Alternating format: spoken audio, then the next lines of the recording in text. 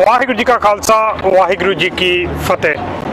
ਅੱਜ ਨਿਊਯਾਰਕ ਦੀ ਧਰਤੀ ਦੇ ਉੱਪਰ ਅਸੀਂ ਖੜੇ ਹਾਂ। ਇਸ ਸਮੇਂ ਬਿਲਕੁਲ ਸਦਰਨ ਡਿਸਟ੍ਰਿਕਟ ਦੇ ਬਾਹਰ ਕੋਰਟ ਹਾਊਸ ਦੇ ਬਾਹਰ ਖੜੇ ਹਾਂ ਔਰ ਜਿੱਥੇ ਬਹੁਤ ਛੇਤੀ ਜਿਹੜੀ ਆ ਤਰੀਕ ਸ਼ੁਰੂ ਹੋ ਜਾਣੀ ਆ Nikhil Gupta versus United States of America.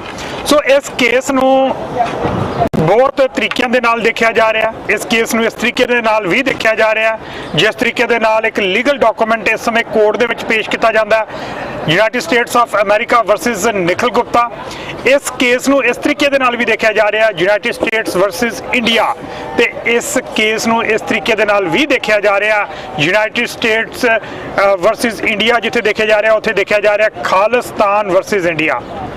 Khalistan versus India ਇਸ ਕਰਕੇ ਕਿਉਂਕਿ ਇਹ ਜਿਹੜਾ ਕੇਸ ਹੈ ਇਹਦਾ ਜੇ ਆਪਾਂ ਪਿਛੋਕੜ ਦੇਖਦੇ ਹਾਂ, ਜੇ ਇਹਦਾ ਆਧਾਰ ਦੇਖਦੇ ਹਾਂ ਤੇ ਇਹ ਖਾਲਿਸਤਾਨ ਦੇ ਨਾਲ ਜੁੜ ਕੇ ਜਾ ਕੇ ਜੁੜਦਾ। ਗੁਰਪਤਵੰਤ ਸਿੰਘ ਪੰਨੂ ਹੋਰਾਂ ਨੂੰ ਮਰਡਰ ਕਰਨ ਦੇ ਲਈ ਇਹ ਕੇਸ ਜਿਹੜਾ ਕਿ ਦੁਨੀਆ ਦੀ ਨਜ਼ਰਾਂ ਦੇ ਵਿੱਚ ਸਾਹਮਣੇ ਆਇਆ ਸੀਗਾ। ਨਿਖਿਲ ਗੁਪਤਾ ਜਿਹੜਾ ਕਿ ਇੱਕ ਇੰਡੀਆ ਦਾ ਏਜੰਟ ਬਣ ਕੇ ਸਿੱਖਾਂ ਨੂੰ ਕਤਲ ਕਰਨਾ ਚਾਹੁੰਦਾ ਸੀਗਾ। ਹੁਣ ਕਿਹੜੇ ਸਿੱਖਾਂ ਨੂੰ? ਜਿਹੜੇ ਖਾਲਿਸਤਾਨ ਦੀ ਗੱਲ ਕਰਦੇ ਸੀਗੇ। ਅਮਰੀਕਾ, ਕੈਨੇਡਾ, ਯੂਰਪ, UK ਦੇ ਵਿੱਚ ਉਹਨਾਂ ਸਿੱਖਾਂ ਦੀ ਇੱਕ ਲਿਸਟ ਬਣਾਈ ਗਈ ਜਿਹੜੇ ਭਾਰਤ ਨੂੰ ਤੋੜਨਾ ਚਾਹੁੰਦੇ ਆ, ਜਿਹੜੇ ਭਾਰਤ ਦੇ ਕਬਜ਼ੇ ਦੇ ਵਿੱਚੋਂ ਪੰਜਾਬ ਨੂੰ ਆਜ਼ਾਦ ਕਰਾਉਣਾ ਚਾਹੁੰਦੇ ਆ। ਉਹਨਾਂ ਸਿੱਖਾਂ ਦੀ ਇੱਕ ਲਿਸਟ ਬਣਾਈ ਗਈ ਆ ਜਿਸ ਲਿਸਟ ਦੇ ਤਹਿਤ ਭਾਈ ਹਰਦੀਪ ਸਿੰਘ ਨਿੱਜਰ ਹੋਰਾਂ ਦੀ ਅਸੈਸੀਨੇਸ਼ਨ ਹੋਈ, ਅਵਤਾਰ ਸਿੰਘ ਖੰਡੇ ਹੋਰਾਂ ਨੂੰ ਕਤਲ ਕੀਤਾ ਗਿਆ। ਔਰ ਅੱਗੇ ਦੇਖਦੇ ਹਾਂ ਕਿ ਇੱਕ ਲਿਸਟ ਦੇ ਤਹਿਤ ਦੇ ਉੱਪਰ ਗੁਰਪਤਵੰਤ ਸਿੰਘ ਪੰਨੂ ਹੋਰਾਂ ਨੂੰ ਮਰਡਰ ਪਲਾਟ ਜਿਹੜਾ ਉਹ ਸਿਰਜਿਆ ਜਾਂਦਾ, ਉਹ ਇੱਕ ਪਲਾਟ ਰਚਿਆ ਜਾਂਦਾ। ਆਪਣੇ ਨਾਲ ਅੱਜ ਸਰਦਾਰ ਅਵਤਾਰ ਸਿੰਘ ਪੰਨੂ ਹੋਣੀ ਜਿਹੜੇ ਆ ਆਪਣੇ ਨਾਲ ਮੌਜੂਦ ਆ। ਰੀਸੈਂਟਲੀ LA ਦੀ ਧਰਤੀ ਤੋਂ ਪਹੁੰਚੇ ਆ ਨਿਊਯਾਰਕ ਦੇ ਵਿੱਚ ਵਾਪਸ। ਔਰ ਪਹਿਲਾਂ ਤੇ ਆਪਾਂ ਇਹਨਾਂ ਨੂੰ ਪੁੱਛਦੇ ਹਾਂ ਜੀ ਕਿ LA ਦੇ ਵਿੱਚ ਖਾਲਿਸਤਾਨ ਰੈਫਰੈਂਡਮ ਦੀਆਂ ਵੋਟਾਂ ਜਿਹੜੀਆਂ ਉਹ ਕਿਵੇਂ ਰਹੀਆਂ, ਕਿੱਦਾਂ ਦਾ ਉੱਥੇ ਖਾਲਿਸਤਾਨ ਰੈਫਰੈਂਡਮ ਦਾ ਜਿਹੜਾ ਵੋਟਾਂ ਦਾ ਮਾਹੌਲ ਰਿਹਾ, ਕਿਵੇਂ ਵੋਟਾਂ ਜਿਹੜੀਆਂ ਸਾਰੀਆਂ ਹੋ ਨਿਬੜੀਆਂ। ਹਾਂਜੀ ਪ੍ਰਧਾਨ ਸਾਹਿਬ, ਵਾਹਿਗੁਰੂ ਜੀ ਕਾ ਖਾਲਸਾ ਵਾਹਿਗੁਰੂ ਜੀ ਕੀ ਫਤਿਹ ਜੀ। ਵਾਹਿਗੁਰੂ ਜੀ ਕਾ ਖਾਲਸਾ ਵਾਹਿਗੁਰੂ ਜੀ ਕੀ ਫਤਿਹ। ਸਭ ਤੋਂ ਪਹਿਲਾਂ ਮੈਂ ਪੋਲੀਟਿਕਸ ਪੰਜਾਬ ਜਿਹੜਾ ਕਿ ਹੱਕ ਸੱਚ ਦੀ ਆਵਾਜ਼ ਹਰ ਘਰ ਤੱਕ ਪਹੁੰਚਾਉਂਦਾ, ਧੰਨਵਾਦ ਕਰਦਾ ਤੁਹਾਡੀ ਸਮੁੱਚੀ ਟੀਮ ਦਾ ਕਿ ਜਿਹੜੇ ਹਰ ਟਾਈਮ ਸਾਨੂੰ ਖਾਸ ਕਰਕੇ, ਕਿਉਂਕਿ ਬਾਕੀ TV ਵਾਲੇ ਤੇ ਭੱਜ ਜਾਂਦੇ ਨੇ, ਤੁਸੀਂ ਸਾਨੂੰ ਸੰਗਤਾਂ ਦੇ ਸਨਮੁਖ ਕਰਾਉਂਦੇ ਜੇ ਤੇ ਦੇਸ਼ ਵਿਦੇਸ਼ ਦੇ ਵਿੱਚ ਆਵਾਜ਼ ਜਿਹੜੀ ਆ ਉਹ ਖਾਲਿਸਤਾਨ ਦੀ ਜਿਹੜੀ ਆ ਉਹ ਪਹੁੰਚਦੀ ਆ। ਤੁਹਾਡਾ ਕੁਐਸਚਨ ਆ ਵੀ LA ਦੇ ਵਿੱਚ ਕਿਸ ਤਰ੍ਹਾਂ ਦਾ ਗੁਰੂ ਮਹਾਰਾਜ ਦੀ ਬਹੁਤ ਬਖਸ਼ਿਸ਼ ਹੋਈ ਕਿ ਸਿੱਖ ਸਮੂਹ ਜਥੇਬੰਦੀਆਂ, ਸਮੂਹ ਗੁਰਦੁਆਰਾ ਸਾਹਿਬਾਨ ਇੱਕ ਪਲੇਟਫਾਰਮ ਤੇ ਆਣ ਕੇ ਖਾਲਿਸਤਾਨ ਦੇ ਮੁੱਦੇ ਤੇ ਆਣ ਕੇ, ਕਿਉਂਕਿ ਵੋਟਾਂ ਅੱਜ ਕੱਲ੍ਹ ਖਾਲਿਸਤਾਨ ਦੀਆਂ ਪੈਂਦੀਆਂ, ਜਿੰਨੇ ਵੀ ਖਾਲਿਸਤਾਨੀ ਸਾਡੇ ਭਰਾ ਨੇ ਪਹਿਲ ਦੇ ਆਧਾਰ ਤੇ ਅਗਲੇ ਪਾਸੇ ਲਾਉਂਦੇ ਨੇ ਤੇ ਆਪਣੀ ਗੱਲਬਾਤ ਜਿਹੜੀ ਆ ਉੱਥੇ ਰੱਖਦੇ ਨੇ। ਆਪੋ ਆਪਣੇ ਬਿਆਨਾਂ ਦੇ ਰਾਹੀਂ ਪੰਜਾਬ ਦੀ ਆਜ਼ਾਦੀ ਦੀ ਗੱਲ, ਖਾਲਿਸਤਾਨ ਦੀ ਗੱਲ ਜਿਹੜੀ ਆ ਉਹ ਦੁਨੀਆ ਦੇ ਸਾਹਮਣੇ ਰੱਖਦੇ ਨੇ। ਮੈਂ ਸਮਝਦਾ ਸਮੁੱਚੀਆਂ ਜਥੇਬੰਦੀਆਂ ਦੇ ਸਮੂਹ ਗੁਰਦੁਆਰਾ ਸਾਹਿਬਾਂ ਦਾ ਧੰਨਵਾਦ ਅਸੀਂ ਕਰਦੇ ਹਾਂ ਜੀ। ਨਾਲ ਬੜੇ ਵਧੀਆ ਤਰੀਕੇ ਦੇ ਨਾਲ ਲੋਕਾਂ ਨੇ 4-4 ਘੰਟੇ ਲਾਈਨਾਂ 'ਚ ਲਾ ਕੇ 38,000 ਪਲੱਸ ਵੋਟ ਜਿਹੜੀ ਆ ਉਹ ਉੱਥੇ LA ਦੇ ਵਿੱਚ ਪਾਈ ਆ ਜੀ। ਬਹੁਤ ਸਕਸੈਸਫੁਲ ਰਿਹਾ ਜੀ। ਸੋ ਜਿਸ ਤਰ੍ਹਾਂ ਮੈਂ ਜ਼ਿਕਰ ਕਰਕੇ ਹਟਿਆ, ਅੱਜ ਆਪਾਂ ਮੈਨਹਟਨ ਦੇ ਡਾਊਨਟਾਊਨ ਦੇ ਵਿੱਚ ਹੈਗੇ ਆ। ਪਿੱਛੇ ਅਦਾਲਤ ਜਿਹੜੀ ਆ ਆਪਣੇ ਬਿਲਕੁਲ ਪਿੱਛੇ ਆ 500 ਪਰਲ ਸਟਰੀਟ, ਔਰ ਥੋੜੀ ਦੇਰ ਤੱਕ ਇੱਥੇ ਜਿਹੜੀ ਆ ਕੋਰਟ ਦੀ ਹੀਅਰਿੰਗ ਹੋਣੀ ਹੈ ਜਿੱਥੇ ਨਿਖਿਲ ਗੁਪਤੇ ਨੂੰ ਕੋਰਟ ਦੇ ਵਿੱਚ ਪੇਸ਼ ਕੀਤਾ ਜਾਣਾ। ਇਸ ਕੇਸ ਨੂੰ ਵੱਖ-ਵੱਖ ਨਜ਼ਰੀਏ ਦੇ ਨਾਲ ਦੇਖਿਆ ਜਾ ਰਿਹਾ। ਇਸ ਕੇਸ ਨੂੰ ਇਸ ਤਰੀਕੇ ਨਾਲ ਦੇਖਿਆ ਜਾ ਰਿਹਾ America versus Nikhil Gupta, America versus Bharat, America versus Khalistan. ਤੁਸੀਂ ਇਸ ਕੇਸ ਨੂੰ ਕਿਸ ਨਜ਼ਰ ਨਾਲ ਦੇਖਦੇ ਹੋ? ਇਹ ਬਿਲਕੁਲ ਜੀ, ਤੁਹਾਡਾ ਬਹੁਤ ਵਧੀਆ ਕੁਐਸਚਨ ਆ, ਕਿਉਂਕਿ ਸਾਨੂੰ ਵੀ ਕਈ ਵਾਰੀ ਫੀਲਡ 'ਚ ਰਹਿੰਦੇ ਆ, ਫੇਸ ਕਰਨਾ ਪੈਂਦਾ। ਉਹ ਕਹਿੰਦੇ ਜੀ ਗੁਰਪਤਵੰਤ ਸਿੰਘ ਪੰਨੂ ਵਰਸਸ ਨਿਖਿਲ ਗੁਪਤਾ ਵਾ। ਗੁਰਪਤਵੰਤ ਸਿੰਘ ਪੰਨੂ ਦਾ ਇਸ ਕੇਸ ਦੇ ਵਿੱਚ ਉਹਨੂੰ ਮਰਡਰ ਕਰਨ ਦੀ ਇਹਨੇ ਨਿਖਿਲ ਗੁਪਤੇ ਨੇ ਕੀਤੀ ਸੀ ਤਿਆਰੀ, ਤੇ ਪੈਸੇ ਦੇ ਕੇ ਤੇ ਬੰਦਾ ਹਾਇਰ ਕੀਤਾ ਸੀਗਾ। ਇਹ ਅਮਰੀਕਨਸ ਨੇ, ਇਹ ਇੱਥੋਂ ਦੀਆਂ ਏਜੰਸੀਆਂ ਨੇ ਇਹਨਾਂ ਨੂੰ ਫੜਿਆ ਤੇ ਫੜ ਕੇ ਲਿਆ ਕੇ ਤੇ ਕੇਸ ਜਿਹੜਾ ਵਾ ਇਹ ਅਮਰੀਕਨਸ ਦਾ ਵਾ, ਯੂਨਾਈਟਿਡ ਨੇਸ਼ਨ ਦਾ ਵਾ, ਅਮਰੀਕਨ ਵਰਸਸ ਇੰਡੀਆ ਵਾ। ਟੈਰਰਿਸਟ ਜਿਹੜਾ ਭਾਰਤ ਦੇ ਟੈਰਰਿਸਟ ਆ ਉਹ ਇੱਥੇ ਰਹਿੰਦੇ ਖਾਲਿਸਤਾਨੀ ਪੀਸਫੁਲ ਤਰੀਕੇ ਨਾਲ ਕੰਮ ਕਰਦੇ, ਕਾਨੂੰਨ ਦੇ ਦਾਇਰੇ ਦੇ ਵਿੱਚ ਕੰਮ ਕਰਦੇ ਨੇ। ਉਹਨਾਂ ਦੇ ਆਧਾਰ ਦੇ ਉੱਤੇ ਇਹ ਕੇਸ ਆ। ਇਹਦੇ ਵਿੱਚ ਗੁਰਪਤਵੰਤ ਇੱਕ ਧਿਰ ਨਹੀਂ ਹੈਗੀ, ਇੱਥੇ ਧਿਰ ਹੈਗੀ ਆ ਯੂਨਾਈਟਿਡ ਨੇਸ਼ਨ। ਯੂਨਾਈਟਿਡ ਸਟੇਟ, ਇਹ ਹੈ versus to Bharat, Khalistan versus to India ਕਹਿ ਸਕਦੇ ਤੁਸੀਂ, ਕਿਉਂਕਿ ਇਸ ਵੇਲੇ ਖਾਲਿਸਤਾਨੀਆਂ ਨੂੰ ਮਾਰਨ ਦੀ ਜਿਹੜੀ ਗੱਲ ਆ ਉਹ ਭਾਰਤ ਦੇ ਅੱਤਵਾਦ ਚਿਹਰੇ ਨੇ ਕੀਤੀ ਸੀ, ਜਿਹਦੇ ਵਿੱਚ ਹਰਦੀਪ ਸਿੰਘ ਨਿੱਜਰ ਨੂੰ ਸਰੀ ਦੇ ਵਿੱਚ ਸ਼ਹੀਦ ਕਰ ਦਿੱਤਾ ਗਿਆ ਗੁਰਦੁਆਰਾ ਸਾਹਿਬ ਦੇ ਵਿੱਚ, ਤੇ ਗੁਰਪਤਵੰਤ ਸਿੰਘ ਪੰਨੂ ਨੂੰ ਮਾਰਨ ਦੀ ਸਾਜ਼ਿਸ਼ ਜਿਹੜੀ ਆ ਉਹ ਇਹਨਾਂ ਨੇ ਜਿਹੜੀ ਰਚੀ ਸੀ, ਉਹ ਬਿਲਕੁਲ ਉਹਨਾਂ ਦਾ ਚਿਹਰਾ ਸਾਹਮਣੇ ਆ ਗਿਆ, ਤੇ ਉਹ ਬੰਦੇ ਜਿਹੜੇ ਆ ਇਹਨਾਂ ਨੇ ਫੜ ਲਏ। ਉਹ ਏਜੰਸੀਆਂ ਦੇ ਨਾਲ ਹੀ ਉਹਨਾਂ ਦੀ ਗੱਲਬਾਤ ਹੋਈ ਸੀ, ਤੇ ਉਹਨਾਂ ਏਜੰਸੀਆਂ ਨੇ ਉਹ ਨਿਖਲ ਗੁਪਤੇ ਨੂੰ ਚੁੱਕ ਕੇ ਲਿਆ ਕੇ ਦੂਸਰੇ ਕੰਟਰੀ ਲਿਆ ਕੇ ਇੱਥੇ ਲਿਆ ਕੇ ਜੇਲ੍ਹ ਦੇ ਵਿੱਚ ਬੰਦ ਕੀਤਾ, ਜਿਹਦੀ ਅੱਜ ਤਰੀਕ ਆ ਜੀ। ਸੋ ਪਿਛਲੇ ਦਿਨਾਂ ਦੇ ਵਿੱਚ ਆਪਾਂ ਦੇਖਿਆ ਕਿ ਜਿਹੜੇ ਨਵੇਂ DNI ਬਣੇ ਆ ਤੁਲਸੀ ਗੈਬਰਡ, ਉਹ ਇੰਡੀਆ ਦੇ ਦੌਰੇ ਦੇ ਉੱਪਰ ਜਾਂਦੇ ਆ। ਉੱਥੇ ਇੰਡੀਆ ਦੇ ਜਿਹੜੇ ਡਿਫੈਂਸ ਮਿਨਿਸਟਰ ਰਾਜਨਾਥ ਸਿੰਘ, ਚਾਹੇ ਉਹਨਾਂ ਦੀ ਗੱਲਬਾਤ ਪ੍ਰਧਾਨ ਮੰਤਰੀ ਮੋਦੀ ਹੋਰਾਂ ਦੇ ਨਾਲ ਹੁੰਦੀ ਆ, ਚਾਹੇ ਗੱਲਬਾਤ ਜਿਹੜੀ ਆ ਉਹ ਜੈ ਸ਼ੰਕਰ ਦੇ ਨਾਲ ਕੀਤੀ ਜਾਂਦੀ ਆ, ਤੇ ਮਸਲਾ ਇਹ ਚੁੱਕਿਆ ਜਾਂਦਾ ਕਿ ਸਿੱਖਸ ਜਸਟਿਸ ਨੂੰ ਅਮਰੀਕਾ ਦੇ ਵਿੱਚ ਬਿਆਨ ਕਰ ਦਿੱਤਾ ਜਾਏ, ਪਾਬੰਦੀਸ਼ੁਦਾ ਜਥੇਬੰਦੀ ਜਿਹੜਾ ਐਲਾਨ ਦਿੱਤਾ ਜਾਏ, ਜਾਂ ਜਿਹੜੇ ਸਿੱਖਸ ਜਸਟਿਸ ਦੇ ਨਾਲ ਕੰਮ ਕਰਨ ਵਾਲੇ ਕਾਰਕੁਨ ਆ ਉਹਨਾਂ ਨੂੰ ਡੈਜ਼ਿਗਨੇਟ ਟੈਰਰਿਸਟ ਜਿਹੜਾ ਉਹ ਐਲਾਨਿਆ ਜਾਏ। ਦੂਜੇ ਬੰਨੇ ਰੀਸੈਂਟਲੀ ਮੰਗਲਵਾਰ ਨੂੰ ਇੱਕ ਰਿਪੋਰਟ ਜਿਹੜੀ ਆ US ਸਿਰਫ ਦੀ ਐਵਰੀ ਈਅਰ ਜਿਹੜੀ ਆਂਦੀ ਆ, ਉਹ ਰਿਪੋਰਟ ਜਿਸ ਵੇਲੇ ਸਾਹਮਣੇ ਆਂਦੀ ਆ, ਉਸ ਰਿਪੋਰਟ ਦੇ ਵਿੱਚ ਇਹ ਗੱਲ ਸਾਹਮਣੇ ਨਿਕਲ ਕੇ ਆਈ ਆ, ਜਿੱਥੇ ਇਹ ਗੱਲ ਕਹੀ ਆ ਕਿ ਇੰਡੀਆ ਦੀ ਜਿਹੜੀ ਰਾਹ ਆ ਉਹਦੇ ਉੱਪਰ ਸੈਂਕਸ਼ਨ ਲਾ ਦਿੱਤੀ ਜਾਏ, ਤੇ ਉਹਨਾਂ ਐਕਟਰਸ ਦੇ ਉੱਪਰ, ਉਹਨਾਂ ਬੰਦਿਆਂ ਦੇ ਉੱਪਰ ਜਿਹੜੇ ਬੰਦੇ ਅਮਰੀਕਾ ਦੇ ਵਿੱਚ ਸਿੱਖਾਂ ਨੂੰ ਕਤਲ ਕਰਨਾ ਚਾਹੁੰਦੇ ਸੀਗੇ, ਖਾਲਿਸਤਾਨ ਦੀ ਸ਼ਾਂਤਮਈ ਮੁਹਿੰਮ ਨੂੰ ਚਲਾਉਣ ਵਾਲੇ ਸਿੱਖਾਂ ਨੂੰ ਕਤਲ ਕਰਨਾ ਚਾਹੁੰਦੇ ਸੀਗੇ, ਉਹਨਾਂ ਨੂੰ ਬੈਨ ਕਰ ਦਿੱਤਾ ਜਾਏ। ਉਹਨਾਂ ਲੋਕਾਂ ਦੇ ਅਮਰੀਕਾ ਦੇ ਵਿੱਚ ਪਾਬੰਦੀਆਂ ਜਿਹੜੀਆਂ ਆਉਣ ਦੇ ਉੱਪਰ ਪਾਬੰਦੀਆਂ ਲਾ ਦਿੱਤੀਆਂ ਜਾਣ। ਤੁਸੀਂ ਕਿਵੇਂ ਦੇਖਦੇ ਹੋ? ਇੱਕ ਪਾਸੇ ਭਾਰਤ ਸਿੱਖਸ ਜਸਟਿਸ ਨੂੰ ਬੈਨ ਕਰਾਉਣ ਦੀ ਗੱਲ ਕਰਦੀ ਪਈ ਆ, ਦੂਜੇ ਪਾਸੇ ਅਮਰੀਕਾ ਦੀ ਇੱਕ ਜਿਹੜੀ ਜਥੇਬੰਦੀ ਆ US ਸਿਰਫ ਜਿਹੜੀ ਆ ਉਹ ਇੰਡੀਆ ਦੀ ਰਾਹ ਨੂੰ ਬਿਆਨ ਕਰਨ ਦੀ ਗੱਲ ਕਰਦੀ ਪਈ ਆ।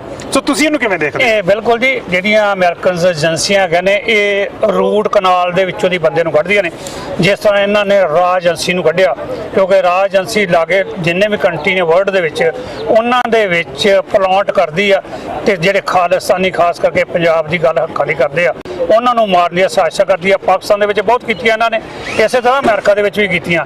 ਇਹਨਾਂ ਨੂੰ ਪਤਾ ਲੱਗ ਗਿਆ ਵੀ ਜਿਹੜੀ ਇਹ ਰਾਜ ਏਜੰਸੀ ਆ ਭਾਰਤ ਦੀ ਇਹ ਬਿਲਕੁਲ ਟੈਰਰਿਸਟ ਆ, ਇਸ ਕਰਕੇ ਇਹਨੂੰ ਟੈਰਰਿਸਟ ਜਿਹੜਾ ਕਰਾਰ ਦਿੱਤਾ ਜਾਣਾ ਚਾਹੀਦਾ ਵਾ, ਕਿਉਂਕਿ ਉਹ ਏਜੰਸੀ ਉਹ ਨਹੀਂ ਹੈਗੀ ਜਿਹੜੀ ਰਾਖੀ ਕਰਦੀ ਹੈ ਜਿੱਦਾਂ ਅਮਰੀਕਨਸ ਕਰਦੇ ਨੇ। ਇਸ ਕਰਕੇ ਇਹਨਾਂ ਨੇ ਉਹਨਾਂ ਨੂੰ ਕਿਹਾ ਵੀ ਇਹਨਾਂ ਨੂੰ ਟੈਰਰਿਸਟ ਜਿਹੜਾ ਕਰਾ ਦਿੱਤਾ ਜਾਵੇ, ਹੋ ਸਕਦਾ ਆਉਣ ਵਾਲੇ ਦਿਨਾਂ 'ਚ ਕਰਾ ਦਿੱਤਾ ਜਾਵੇ। 2023 ਦੇ ਵਿੱਚ ਵੀ ਮੇਰੇ ਖਿਆਲ ਇਸੇ ਤਰ੍ਹਾਂ ਹੀ ਹੋਇਆ ਸੀਗਾ। ਪਿਛਲੇ 6 ਸਾਲਾਂ ਤੋਂ ਲਗਾਤਾਰ ਜਿਹੜਾ US ਸਿਰਫ ਹੈ ਉਹ ਇੰਡੀਆ ਨੂੰ ਕਹਿ ਰਿਹਾ ਕਿ ਇਹਨਾਂ ਨੂੰ ਕੰਟਰੀਜ਼ ਆਫ ਪਾਰਟਿਕੂਲਰ ਕੰਸਰਨ ਦੇ ਵਿੱਚ ਉਹਨਾਂ ਮੁਲਕਾਂ ਦੇ ਵਿੱਚ ਪਾਣਾ ਜਿਹੜੇ ਮੁਲਕ ਘੱਟ ਗਿਣਤੀਆਂ ਦੀ ਧਾਰਮਿਕ ਜਿਹੜੀਆਂ ਆਜ਼ਾਦੀ ਹੈਗੀਆਂ ਉਹਨਾਂ ਦੀ ਉਲੰਘਣਾ ਕਰਦੇ ਆ, ਉਹਨਾਂ ਮੁਲਕਾਂ ਦੀ ਕੈਟਾਗਰੀ ਦੇ ਵਿੱਚ, ਉਹਨਾਂ ਮੁਲਕਾਂ ਦੀ ਲਿਸਟ ਦੇ ਵਿੱਚ ਭਾਰਤ ਨੂੰ ਪਾਇਆ ਜਾਏ, ਰੈੱਡ ਲਾਈਨ ਜਿਹੜੀ ਆ ਉਹਦੇ ਵਿੱਚ ਪਾਇਆ ਜਾਏ, ਜਿਹੜੀ ਕਿ ਕੰਟਰੀਜ਼ ਆਫ ਪਾਰਟਿਕੂਲਰ ਕੰਸਰਨ ਹੈ। ਪਰ ਪਿਛਲੇ 3 ਸਾਲਾਂ ਤੋਂ 2023, 2024 ਤੇ 2025 ਦੀਆਂ ਜਿਹੜੀਆਂ ਰਿਪੋਰਟਾਂ ਆਈਆਂ ਉਹਨਾਂ ਦੇ ਵਿੱਚ ਲਗਾਤਾਰ ਖਾਲਿਸਤਾਨ ਦੀ ਗੱਲ ਜਿਹੜੀ ਆ ਉਹ ਬੜੇ ਖੁੱਲ੍ਹ ਕੇ ਹੋਈ ਆ ਇਹਨਾਂ ਰਿਪੋਰਟਾਂ ਦੇ ਵਿੱਚ। ਇਹ ਬਿਲਕੁਲ ਜੀ, ਜਿਹੜਾ ਖਾਲਿਸਤਾਨ ਦੀ ਮੂਵਮੈਂਟ ਚੱਲਦੀ ਆ ਇਹ ਬੜੀ ਪੀਸਫੁਲ ਤਰੀਕੇ ਦੇ ਨਾਲ ਕਾਨੂੰਨ ਦੇ ਦਾਇਰੇ ਦੇ ਅੰਦਰ ਚੱਲਦੀ ਆ, ਕਿਉਂਕਿ ਯੂਨਾਈਟਿਡ ਨੇਸ਼ਨ ਨੇ ਹੱਕ ਦੇ ਦਿੱਤਾ ਤੁਹਾਨੂੰ ਕਿ ਤੁਸੀਂ all people have to right to self determination ਦੇ ਥੱਲੇ ਗੱਲ ਕਰ ਸਕਦੇ ਜੀ। ਇਸ ਕਰਕੇ ਜਿਹੜੀ ਕੌਮ ਆ ਉਹ ਕਾਨੂੰਨ ਦਾ ਸਹਾਰਾ ਲਿਆ ਤੇ ਦੁਨੀਆ ਦੇ ਹਰ ਕੋਨੇ ਦੇ ਵਿੱਚ ਪੀਸਫੁਲ ਤਰੀਕੇ ਦੇ ਨਾਲ ਰੈਫਰੈਂਡਮ ਦੀ ਗੱਲ ਕੀਤੀ ਜਾਂਦੀ ਆ। ਆਪਾਂ ਵੇਖ ਰਹੇ ਆ ਕਿ ਪਿਛਲੇ 2 ਕੁ ਸਾਲ ਤੋਂ ਇੰਨੇ ਆਰਟੀਕਲ ਜਿਹੜੇ ਨੇ ਉਹ ਜਿਹੜੇ ਕਦੀ ਸੋਚਿਆ ਵੀ ਨਹੀਂ ਸੀ ਜਾ ਸਕਦਾ, ਸਿੱਖਾਂ ਦੇ ਵੱਲੋਂ ਇਹੋ ਜਿਹੇ ਅਖਬਾਰਾਂ ਦੇ ਵਿੱਚ ਆਰਟੀਕਲ ਛਪੇ ਜਿਹੜੇ ਮਤਲਬ ਠੋਕ ਕੇ ਰੱਖ ਕੇ ਇੰਡੀਆ ਨੂੰ ਉਹਨਾਂ ਨੇ ਟੈਰਰਿਸਟ ਕਰਾਰ ਜਿਹੜਾ ਦੇਣ ਦੀ ਕੋਸ਼ਿਸ਼ ਕੀਤੀ ਆ। ਉਹਨਾਂ ਨੇ ਕਟਹਿਰੇ 'ਚ ਖੜਾ ਕਰ ਦਿੱਤਾ ਕਿ ਜਿਹੜਾ ਭਾਰਤ ਆ ਉਹ ਮਿਨੋਰਟੀਜ਼ ਵਾਲਿਆਂ ਨੂੰ ਧਾਰਮਿਕ ਆਜ਼ਾਦੀ ਵਾਸਤੇ ਜਦੋਂ ਓਬਾਮਾ ਜਾਂਦੇ ਨੇ ਪੰਜਾਬ ਦੀ ਇੰਡੀਆ ਦੀ ਧਰਤੀ ਦੇ ਉੱਤੇ, ਉਦੋਂ ਜਾਂਦੇ ਨੇ ਜਦੋਂ ਭਾਰਤ ਦੀ ਆਜ਼ਾਦੀ ਵਾਲੇ 26 ਜਨਵਰੀ ਨੂੰ। ਉਸ ਟਾਈਮ ਵੀ ਆਪਾਂ ਪਟੀਸ਼ਨ ਪਾਈ ਸੀ ਤੇ ਬਰਾਕ ਓਬਾਮਾ ਨੇ 2015 ਦੇ ਵਿੱਚ ਇਹ ਉੱਥੇ ਜਾ ਕੇ ਭਾਰਤ ਦੇ ਵਿੱਚ ਕਿਹਾ ਸੀਗਾ ਕਿ ਜੇ ਤੁਸੀਂ ਲੋਕਾਂ ਨੂੰ ਮਿਨੋਰਟੀਜ਼ ਵਾਲੇ ਨੂੰ ਹੱਕ ਨਾ ਦਿੱਤਾ ਤੁਹਾਡੇ ਦੇਸ਼ ਦੇ ਟੁਕੜੇ ਟੁਕੜੇ ਹੋ ਜਾਣਗੇ। ਉਹ ਤੋਂ ਬਾਅਦ ਦੁਬਾਰਾ ਰਿਪੀਟਿੰਗ ਫਿਰ ਦੁਬਾਰਾ ਇੱਥੇ ਕੀਤੀ ਜਦੋਂ ਫਿਰ ਗੱਲਬਾਤ ਹੋਈ। ਮੈਂ ਸਮਝਦਾ ਜਦੋਂ ਇਹ ਬੰਦੇ ਹਿਊਮਨ ਰਾਈਟਸ ਦੀ ਗੱਲ ਕਰਦੇ ਨੇ, ਭਾਰਤ ਆਪਣੇ ਆਪ ਨੂੰ ਹਿਊਮਨ ਰਾਈਟਸ ਬੜਾ ਤਗੜਾ ਗਰੁੱਪ ਦੱਸਦਾ, ਬੜਾ ਤਗੜਾ ਕੰਟਰੀ ਦੱਸਦਾ, ਪਰ ਉੱਥੇ ਹਿਊਮਨ ਰਾਈਟਸ ਦੀ ਕੋਈ ਵੀ 0% ਗੱਲਬਾਤ ਕੀਤੀ ਜਾਂਦੀ ਆ। ਕਿਸਾਨ ਭਰਾ ਵੇਖ ਲਓ ਕਿੱਦਾਂ ਰੋਲ ਰਹੇ ਸੀਗੇ ਪਿਛਲੇ 2-3 ਸਾਲਾਂ ਤੋਂ, ਅੱਜ ਵੀ ਰੋਲ ਰਹੇ ਨੇ। ਤੇ ਅੱਜ ਭਾਰਤ ਦੀ ਸਰਕਾਰ ਤੇ ਪੰਜਾਬ ਦੀ ਸਰਕਾਰ ਜਿਹਨੂੰ ਬੁੱਚੜ ਭੰਡ ਕਿਹਾ ਜਾਂਦਾ, ਉਸ ਬੰਦੇ ਨੇ ਉਹਨਾਂ ਲਹਿਰਾਂ ਤੇ ਚੱਲ ਪਿਆ ਜਿੱਥੇ ਬੇਅੰਤਾ ਪੁੱਛੜ ਚੱਲਦਾ ਸੀਗਾ। ਆਸ ਰੱਖ ਰਹੇ ਆ ਕਿ ਜਿਹੜੇ ਭਾਰਤ ਦੇ ਜਿਹੜੇ ਸਾਡੇ ਕਿਸਾਨ ਭਰਾ ਨੇ ਖਾਸ ਕਰਕੇ ਬੈਠੇ, ਉਹਨਾਂ ਨੂੰ ਕਈ ਵਾਰੀ ਬੇਨਤੀਆਂ ਕੀਤੀਆਂ ਵੀ ਖਾਲਿਸਤਾਨ ਦਾ ਝੰਡਾ ਚੁੱਕ ਲੋਗੇ ਤੇ ਤੁਹਾਡੇ ਸਾਰੇ ਜਿਹੜੇ ਤੁਹਾਨੂੰ ਤੁਸੀਂ ਲੈਣਾ ਚਾਹੁੰਦੇ MSP, ਤੁਹਾਨੂੰ ਸਾਰੀ ਆਜ਼ਾਦੀ ਦੀ ਗੱਲ ਖਾਲਿਸਤਾਨ ਦੇ ਝੰਡੇ ਥਾਂ ਮਿਲਣੀਆਂ, ਹਰੀਆਂ ਝੰਡੀਆਂ ਦੇ ਥੱਲੇ ਤੁਹਾਨੂੰ ਕੁਝ ਨਹੀਂ ਮਿਲ ਸਕਦਾ। ਇਸ ਕਰਕੇ ਆਪਣੀ ਆਵਾਜ਼ ਬੁਲੰਦ ਕਰੋ, ਆਪਣਾ ਝੰਡਾ ਉੱਥੇ ਖੜਾ ਕਰੋ। ਵੇਖੋ ਤੁਹਾਨੂੰ ਸਵੇਰੇ ਹੀ ਜਿਹੜਾ ਹਰ ਚੀਜ਼ਾਂ ਜਿਹੜੀਆਂ ਉਹ ਮਿਲ ਸਕਦੀਆਂ ਜੇ ਖਾਲਿਸਤਾਨ ਦਾ ਝੰਡਾ ਚੁੱਕ ਲੈਣਗੇ। ਲੜਾਈ ਸਿਰਫ ਝੰਡੇ ਦੀ ਆ ਭਾਊ ਜੀ, ਜੇ ਲੜਾਈ ਝੰਡੇ ਦੀ ਨਾ ਹੁੰਦੀ ਤੇ ਅੱਜ ਥਾਂ ਥਾਂ ਦੇ ਉੱਤੇ ਜਦੋਂ ਅਮਰੀਕਾ ਦਾ ਕਿਤੇ ਕਿਸੇ ਅਫਸਰ ਨੇ ਜਾਣਾ ਜਾਂ ਹੋਰ ਕਿਸੇ ਨੇ ਝੰਡਾ ਪਹਿਲਾਂ ਖੜਾ ਦਿੰਦੇ ਨੇ। ਇਸ ਕਰਕੇ ਖਾਲਿਸਤਾਨ ਦਾ ਵੀ ਝੰਡਾ ਅੱਜ ਦੁਨੀਆ ਦੇ ਹਰ ਕੋਨੇ 'ਚ ਪਹਿਲਾਂ ਚੱਲ ਜਾਂਦਾ, ਉਸ ਤੋਂ ਬਾਅਦ ਜਾਂ ਬਾਕੀ ਅਗਲਾ ਪ੍ਰੋਗਰਾਮ ਕੀਤਾ ਜਾਂਦਾ, ਕਿਉਂਕਿ ਵੋਟਾਂ ਜਿਹੜੀਆਂ ਨੇ ਉਹ ਕਾਨੂੰਨ ਦੇ ਦਾਇਰੇ ਦੇ ਅੰਦਰ ਪੈਂਦੀਆਂ ਨੇ। ਇਸੇ ਤਰ੍ਹਾਂ ਹੱਲੇ ਦੇ ਵਿੱਚ ਵੀ ਹੁਣੇ ਪਵਾ ਕੇ ਮੈਂ ਪਹਿਲਾਂ ਦੱਸਿਆ ਖਾਲਿਸਤਾਨ ਦਾ ਝੰਡਾ ਪਹਿਲਾਂ ਖੜਾਤਾ, ਉਸ ਤੋਂ ਬਾਅਦ ਜਿਹੜੀ ਸਮੁੱਚੀ ਟੀਮ ਗਈ ਤੇ ਸਾਰਿਆਂ ਦੇ ਨਾਲ ਰਲ ਮਿਲਾ ਕੇ ਜਥੇਬੰਦੀਆਂ ਦੇ ਨਾਲ ਗੁਰਦੁਆਰੇ ਦੇ ਨਾਲ ਰਲ ਕੇ ਜਿਹੜਾ ਇਸ ਚੀਜ਼ ਨੂੰ ਜਿਹੜਾ ਉਹ ਸਕਸੈਸਫੁਲ ਕੀਤਾ। ਮੈਂ ਸਮਝਦਾ ਉਹ ਦਿਨ ਦੂਰ ਨਹੀਂ ਜਿਸ ਦਿਨ ਭਾਰਤ ਜਿਹੜਾ ਇੱਕ ਕਟਹਿਰੇ ਦੇ ਅੱਜ ਵੀ ਖੜਾ ਉਹ ਟੈਰਰਿਸਟ ਕਰਾਰਿਆ ਜਾਏਗਾ, ਜਿਹੜਾ ਰਾਜ ਏਜੰਸੀ ਉਹਨਾਂ ਦੀ ਉਹ ਟੈਰਰਿਸਟ ਕਰਾਰੀ ਜਾਏਗੀ ਤੇ ਜਿਹੜੇ ਸਿੱਖ ਨੇ ਇਹਨਾਂ ਨੂੰ ਪੀਸਫੁਲ ਤਰੀਕੇ ਦੇ ਨਾਲ ਆਪਣਾ ਦੇਸ਼ ਖਾਲਿਸਤਾਨ ਬਹੁਤ ਜਲਦੀ ਜਿਹੜਾ ਉਹ ਜਿਹੜਾ ਆਸ ਰੱਖਦੇ ਬਣ ਜਾਏਗਾ। ਬਿਲਕੁਲ। ਸੋ ਅੱਜ ਜਦੋਂ ਆਪਾਂ ਟਰਾਂਸਨੈਸ਼ਨਲ ਰਿਪਰੈਸ਼ਨ ਦੀ ਗੱਲ ਕਰਦੇ ਹਾਂ ਕਿ ਜਿਹੜਾ ਭਾਰਤ ਹੈ, ਜਿਹੜੀ ਇੰਡੀਆ, ਉਹ ਇੱਕ ਕਦਮ ਵੱਧ ਕੇ ਆਪਣੇ ਬਾਰਡਰ ਕ੍ਰਾਸ ਕਰਕੇ ਲੋਕਾਂ ਨੂੰ ਕਤਲ ਕਰ ਰਿਹਾ, ਟਰਾਂਸਨੈਸ਼ਨਲ ਰਿਪਰੈਸ਼ਨ ਕਰ ਰਿਹਾ। ਕੈਨੇਡਾ ਦਾ ਆਪਾਂ ਦੇਖਦੇ ਪਏ ਹਾਂ, ਕੈਨੇਡਾ ਦੇ ਵਿੱਚ ਨਵੀਂ ਸਰਕਾਰ ਜਿਹੜੀ ਆ ਉਹ ਅਗਲੇ ਮਹੀਨੇ 28 ਤਰੀਕ ਤੋਂ ਬਾਅਦ ਚੁਣੀ ਜਾਣੀ ਹੈ। ਉਸ ਤੋਂ ਪਹਿਲਾਂ ਸਾਰੀਆਂ ਪਾਰਟੀਆਂ ਇਸ ਵੇਲੇ ਇੱਕ ਪੁਆਇੰਟ ਏਜੰਡੇ ਦੇ ਉੱਪਰ ਕੰਮ ਕਰਦੀ ਪਈਆਂ, ਉਹ ਹੈ ਟਰਾਂਸਨੈਸ਼ਨਲ ਰਿਪਰੈਸ਼ਨ ਦੇ ਉੱਪਰ।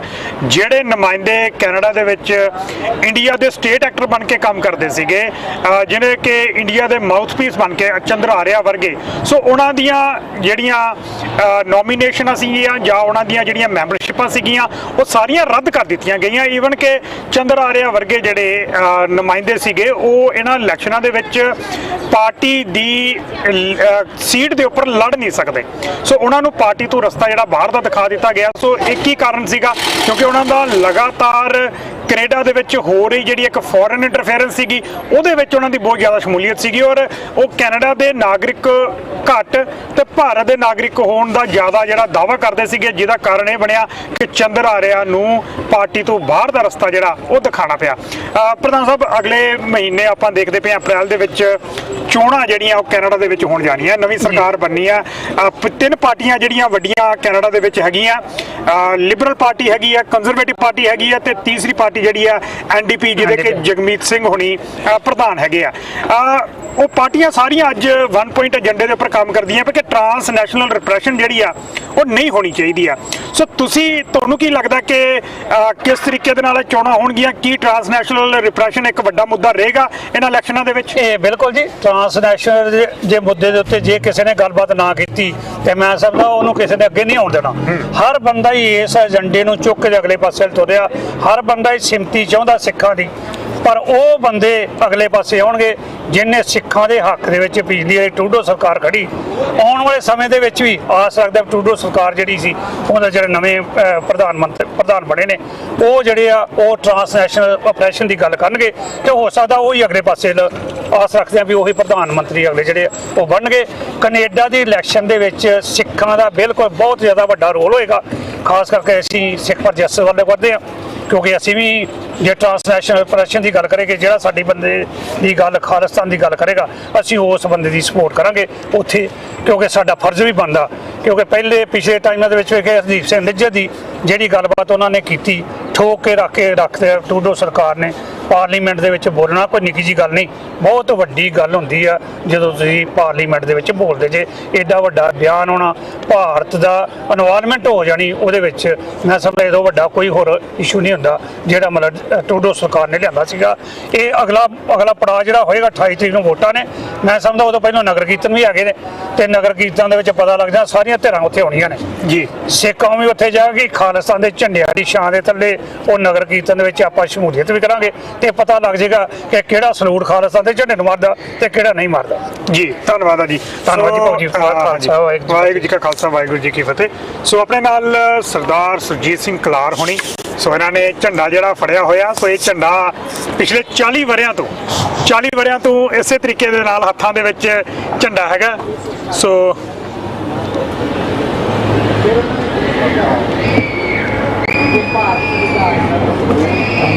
ਠੀਕ ਹੈ ਜੀ। ਸੋ ਆਪਣੇ ਨਾਲ ਸਰਦਾਰ ਸੁਰਜੀਤ ਸਿੰਘ ਕਲਾਰ ਹੋਣੀ, ਸ਼੍ਰੋਮਣੀ ਅਕਾਲੀ ਦਲ ਅੰਮ੍ਰਿਤਸਰ ਦੇ ਨੁਮਾਇੰਦੇ ਹੈਗੇ ਆ, ਪ੍ਰਧਾਨ ਹੈਗੇ ਆ ਨਿਊਯਾਰਕ ਇਕਾਈ ਦੇ। ਸੋ ਹਰ ਤਰੀਕ ਨਹੀਂ, ਵੈਸੇ ਹਰ ਇਵੈਂਟ ਦੇ ਉੱਪਰ ਜਿੱਥੇ ਕਿ ਖਾਲਿਸਤਾਨ ਦੀ, ਜਿੱਥੇ ਪੰਜਾਬ ਦੀ ਆਜ਼ਾਦੀ ਦੀ ਗੱਲ ਹੁੰਦੀ ਆ, ਉੱਥੇ ਸਰਦਾਰ ਸਾਹਿਬ ਜਿਹੜੇ ਉਹ ਪਹੁੰਚੇ ਹੁੰਦੇ ਆ। ਸੋ ਅੱਜ ਫੇਰ ਆਪਣੇ ਨਾਲ ਹੈਗੇ ਆ, ਸੋ ਆਪਾਂ ਇਹਨਾਂ ਨਾਲ ਗੱਲਬਾਤ ਵੀ ਕਰਾਂਗੇ। ਹਾਂਜੀ ਸਿੰਘ ਸਾਹਿਬ, ਵਾਹਿਗੁਰੂ ਜੀ ਕਾ ਖਾਲਸਾ, ਵਾਹਿਗੁਰੂ ਜੀ ਕੀ ਫਤਿਹ ਜੀ। ਵਾਹਿਗੁਰੂ ਜੀ ਕਾ ਖਾਲਸਾ, ਵਾਹਿਗੁਰੂ। ਸੋ ਕਿੱਦਾਂ ਜੀ, ਪਿਛਲੇ 40 ਸਾਲਾਂ ਤੋਂ ਇਹ ਝੰਡੇ ਜਿਹੜੇ ਆ ਤੁਸੀਂ ਇਸੇ ਤਰੀਕੇ ਦੇ ਨਾਲ ਹੱਥਾਂ ਦੇ ਵਿੱਚ ਫੜੇ ਹੋਏ ਆ ਔਰ ਕੌਮ ਨੂੰ ਹੋਕਾ ਦੇ ਰਹੇ ਹੋ ਕਿ ਭਈ ਇਹ ਜਿਹੜਾ ਇਸ਼ੂ ਆ ਪੰਜਾਬ ਦੀ ਆਜ਼ਾਦੀ ਦਾ, ਖਾਲਿਸਤਾਨ ਦਾ, ਉਹ ਉਸੇ ਤਰ੍ਹਾਂ ਹੀ ਖੜਾ ਜਿਸ ਤਰ੍ਹਾਂ ਅੱਜ ਤੋਂ 40 ਸਾਲ ਪਹਿਲਾਂ ਖੜਾ ਸੀਗਾ। ਵਾਹਿਗੁਰੂ ਜੀ ਕਾ ਖਾਲਸਾ, ਵਾਹਿਗੁਰੂ ਫਤਿਹ। ਪਹਿਲਾਂ ਤਾਂ ਮੈਂ ਪੰਜਾਬ ਪੋਲੀਟਿਕਸ ਨੂੰ ਵਧਾਈ ਦਿੰਦਾ, ਜੋ ਕਿ ਹਰ ਜਗ੍ਹਾ ਜਾ ਕੇ ਜਿੱਥੇ ਵੀ ਖਾਲਿਸਤਾਨ ਦੀ ਗੱਲ ਹੁੰਦੀ ਹੈ ਉਹਨੂੰ ਲੈਂਦੇ ਨੇ।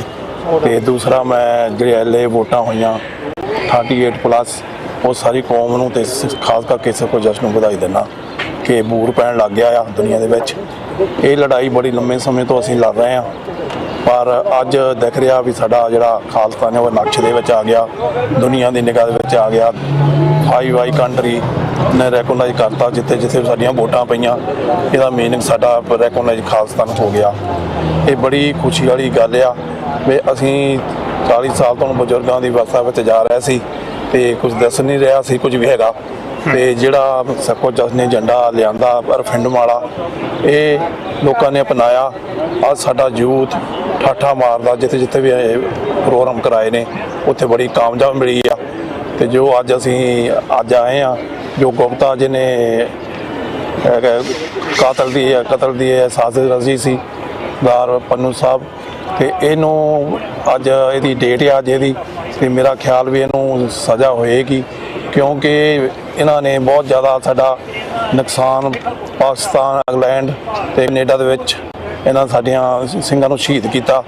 ਤੇ ਜਦੋਂ ਇਹਨਾਂ ਦੀ ਵਾਰੀ ਇੱਥੇ ਵੀ ਹੈ ਸੀ ਤੇ ਅਮਰੀਕਾ ਦੇ ਵਿੱਚ, ਇੱਥੇ ਅਮਰੀਕਾ ਗੌਰਮੈਂਟ ਨੇ ਇਹਨਾਂ ਨੂੰ ਕੰਟਰੋਲ ਕਰ ਲਿਆ, ਜੋ ਬਹੁਤ ਸਾਡੇ ਸਿੰਘ ਬਚ ਗਏ ਚੀਜ਼ ਤੋਂ।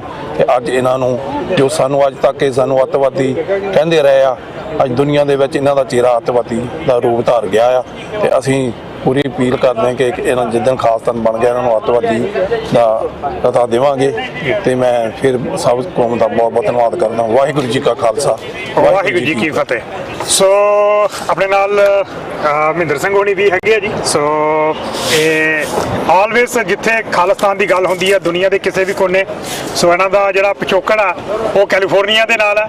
ਪਰ ਜਦੋਂ ਇਹਨਾਂ ਨੂੰ ਪਤਾ ਲੱਗਦਾ ਕਿ ਜੀ ਗੁਪਤੇ ਦੀ ਤਰੀਕ ਨਿਊਯਾਰਕ ਦੇ ਵਿੱਚ ਆ ਗਈ ਆ, ਤੇ ਇਹ ਫਿਰ ਰਾਈਟ ਵੇ ਜਿਹੜਾ ਓਵਰਨਾਈਟ ਫਲਾਈਟਾਂ ਲੈਂਦੇ ਆ ਤੇ ਨਿਊਯਾਰਕ ਦੇ ਵਿੱਚ ਫਿਰ ਪਹੁੰਚ ਜਾਂਦੇ ਹੁੰਦੇ ਆ।